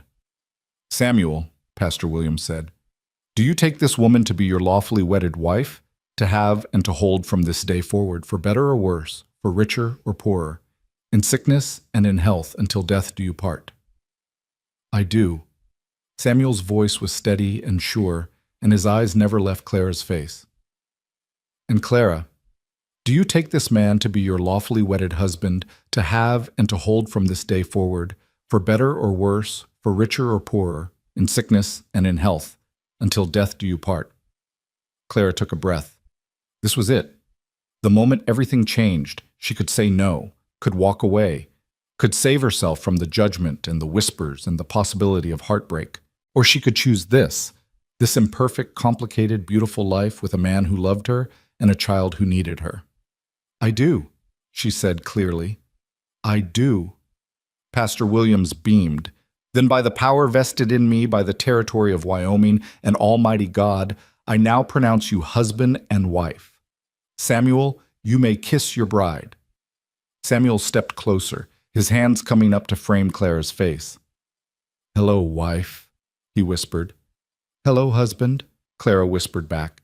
And then he kissed her, gentle and sweet and full of promise, and the small congregation erupted in applause. When they pulled apart, both of them were smiling so wide their faces hurt. They turned to face everyone, and Clara saw a sea of faces, some smiling, some neutral, some still disapproving. But she didn't care anymore. Let them disapprove. She was married. She was Mrs. Samuel Bell, and nothing could change that now. They were halfway back down the aisle when the church door burst open and Marcus Webb strode in, flanked by two men in expensive suits. Behind them, looking imperious and cold, were an elderly couple Clara had never seen before. The Hawthorns. Stop this ceremony, Webb announced. In the name of the court. The ceremony is complete, Pastor Williams said firmly from the altar. They're already married. Webb's face went dark. Then we'll have it annulled. These people are unfit. That's enough. The voice came from the back of the church, and everyone turned to see a woman standing in the doorway. She was small and elegant, dressed in black, with Elizabeth Bell's face and steel in her eyes. Samuel went pale. Hannah? Hello, brother, the woman said, walking down the aisle. Sorry I'm late. I would have been here sooner, but I had to come back from the dead first. The church erupted in chaos. Samuel stood frozen, staring at the sister he'd thought was dead for 3 years. Clara grabbed his hand, anchoring him, and Hannah Bell walked straight up to the Hawthorns with fury in her eyes. What exactly do you think you're doing? She demanded. Mrs. Hawthorne drew herself up. We're protecting our grandson from this woman who has clearly manipulated God. That woman, Hannah interrupted coldly, is now legally married to my brother, which makes her family. And if you think I'm going to let you swoop in and try to steal Thomas away from the people who actually love him, you're out of your minds. You're supposed to be dead, Mr. Hawthorne said weakly. Sorry to disappoint. I was in California, recovering from the fever that was supposed to kill me. I've been writing to Samuel for months, but clearly he never got the letters. She shot a look at Webb. I wonder why. Webb had gone pale. Hannah smiled, sharp and dangerous. Did you really think you could intercept my correspondence and my brother wouldn't find out? I may have been sick, but I wasn't stupid. I had copies of every letter sent through different channels, including the one where I explicitly stated that Samuel's new wife, whoever she turned out to be, had my full blessing, and that if the Hawthorns tried anything, I would personally ensure they never saw Thomas again. You can't do that, Mrs. Hawthorne protested. Actually, I can. Samuel is Thomas's legal father and guardian. I'm listed as secondary guardian in case something happens to him. And Clara is now his legal wife, which gives her parental rights as well. You have no claim here. You're just bitter because Elizabeth chose to marry Samuel instead of the banker you picked out for her, and now you're trying to punish him for her death. Hannah's voice went soft and deadly. Well, you can't, because I'm alive, and I have evidence of your harassment. And if you don't leave my brother and his family alone, I will make sure everyone in society knows exactly what kind of people you are. The silence that followed was absolute. The Hawthorns looked at each other, at Webb, at the assembled crowd watching with rapt attention. Then, without a word, they turned and left. Webb hesitated, looking like he wanted to argue, but Hannah just raised an eyebrow and he followed them out. When the door closed behind them, the entire church seemed to exhale. Hannah turned to Samuel and Clara, and her fierce expression melted into something softer. So, she said, are you going to introduce me to my new sister-in-law, or do I have to do everything myself? Samuel made a sound between a laugh and a sob, and pulled Hannah into a crushing hug. You're alive. You're actually alive. I'm alive. Hannah hugged him back, then pulled away to look at Clara. And you must be the miracle worker I've been hearing about. The one who saved Thomas, twice. Clara nodded, not trusting her voice. Hannah studied her for a moment, then smiled. You're exactly what I hoped for. Strong and solid and real. Elizabeth needed someone soft, but Samuel needs someone strong. Someone who won't break under pressure. She held out her hand. Welcome to the family, Clara. I'm sorry I couldn't be here sooner. Clara took her hand and something in her chest loosened. Thank you for coming, for... She gestured helplessly. For all of it. Don't thank me yet. You're stuck with me now. I plan to visit constantly and spoil Thomas rotten and generally make a nuisance of myself. Samuel was crying now, not even trying to hide it. I thought you were dead. I thought I'd lost you. You didn't lose me. You'll never lose me. I'm too stubborn to die. Hannah looked around at the congregation, most of whom were still staring in shock. Now, is someone going to throw these two a proper wedding reception, or do I have to organize that myself too? Margaret Thompson stood up. My home is just down the street. We'd be honored to host. Perfect. Hannah linked arms with Clara on one side and Samuel on the other. Come on then, let's celebrate. It's not every day my brother marries the best thing that's ever happened to him. They walked out of the church together into the brilliant spring sunshine, and Clara felt like she was floating. Married. Safe, with a sister-in-law who'd come back from the dead to defend her. It was too much to process, too much to believe. The reception at the Thompson house was small but warm. Margaret and her daughters had somehow conjured food and drink, and people from the church filed in, curious and celebrating. Samuel kept Clara close to his side, one arm around her waist like he was afraid she might disappear. Hannah held Thomas and regaled anyone who would listen with stories about Samuel as a boy, making him blush and Clara laugh.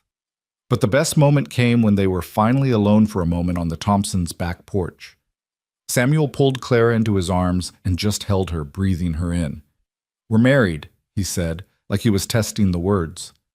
We're married, Clara confirmed. And Hannah's alive. She's alive. And the Hawthorns are gone. They're gone. Clara pulled back to look at him. We won, Samuel. We actually won. No. Samuel touched her face gently. I won. The day you stepped off that stagecoach and decided to stay. That's when I won. Clara kissed him, there on the porch with the spring sun warm on their faces and the sound of laughter drifting through the windows. Take me home, she whispered. Take me home to our son. They left the party early, collecting Thomas from Pete and Hannah, promising to visit in a few days once she'd settled in at the hotel. The ride back to the ranch was peaceful. Thomas drowsing in Clara's lap, Samuel's hand covering hers on the wagon seat. When they reached the house, Samuel lifted her down with careful hands. Welcome home, Mrs. Bell. Mrs. Bell. Clara's name now. Her identity. Her future. They went inside together, and Clara looked around at the kitchen she'd cleaned and organized, at the curtains she'd sewn, at the herbs hanging by the window. This was her home. Really, truly hers now. I should get dinner started, she said. No. Samuel took Thomas from her and settled him on his blanket with his toys. Tonight, you rest. I'll cook. You'll burn the house down. Then we'll eat burned food together, as a family. He pulled her close. You've taken care of us for months, Clara. Let me take care of you for one night. So Clara sat at the table and watched her husband move around her kitchen, clumsy but trying, and felt peace settle over her like a blanket. This was real. This was hers. Not because she'd manipulated or schemed or made herself small, but because she'd been herself, big and bossy and strong, and that had been exactly what Samuel and Thomas needed. The food Samuel made was terrible. The bacon was burned and the eggs were rubbery, and the biscuits were somehow both raw and overdone. But Clara ate every bite and praised it like it was a feast, and Samuel laughed and promised to stick to ranch work from now on. After dinner, they put Thomas to bed together. Samuel read from the Bible while Clara rocked the baby, and when Thomas finally drifted off, they stood over his crib for a moment, watching him sleep. He's really ours now, Samuel whispered. All ours. He always was, Clara said. We just made it official. They went downstairs and Samuel made coffee, one thing he could do competently, and they sat by the fire, not talking, just being. Clara leaned against Samuel's shoulder and felt his arm come around her, solid and sure. Tell me something, Samuel said after a while. That day you arrived, when you heard Thomas crying and came into the house without being invited. What were you thinking? Clara considered. I was thinking that no baby should cry like that alone, that whatever job I'd come here to do, it could wait until I knew he was safe. You could have just walked away, could have gotten back on that stagecoach and found work somewhere else. I could have, Clara agreed, but I didn't want to. Even then, scared and uncertain as I was, I knew this was where I was supposed to be. Samuel kissed the top of her head. I'm glad you stayed. Me too. They sat there until the fire burned low and the night grew deep around them. When they finally went upstairs, to Samuel's room now, which would be their room, Clara felt no nervousness, no fear, just rightness. This was her husband. This was her home. This was her life. Samuel helped her out of the cream dress with gentle hands, hanging it carefully so it wouldn't wrinkle. You look so beautiful today, he said. I wish I had words to tell you properly. You just did. Clara turned to face him. I love you, Samuel Bell. I love you and your son and this life we're building. And I don't care what anyone says about it. This is ours. This is ours, Samuel echoed, and kissed her like a promise. That night, lying in Samuel's arms in the bed that would be hers from now on, Clara thought about the girl she'd been, the one who'd believed no one would ever want her, who'd thought she'd spend her life alone, taking whatever work she could find, never really belonging anywhere. That girl would never have believed this was possible. A husband who loved her, a son who called her mama, a home that was truly hers, a sister-in-law who'd fought for her, a life that felt real and solid and worth fighting for. What are you thinking about? Samuel murmured against her hair. How far I've come, Clara said. How impossible this would have seemed a year ago. How grateful I am that the stagecoach dropped me off here and not somewhere else. Best day of my life, Samuel said, even if I didn't know it at the time. Clara smiled in the darkness. Mine too. They fell asleep like that, tangled together, and when Clara woke before dawn out of habit, she didn't get up immediately. Instead, she lay there watching the light change, listening to Samuel breathe, and let herself feel happy. Downstairs, she heard Thomas start to wake. She slipped out of bed carefully, pulled on her robe, and went to him. He was standing in his crib, holding on to the rails, and when he saw her, his whole face lit up.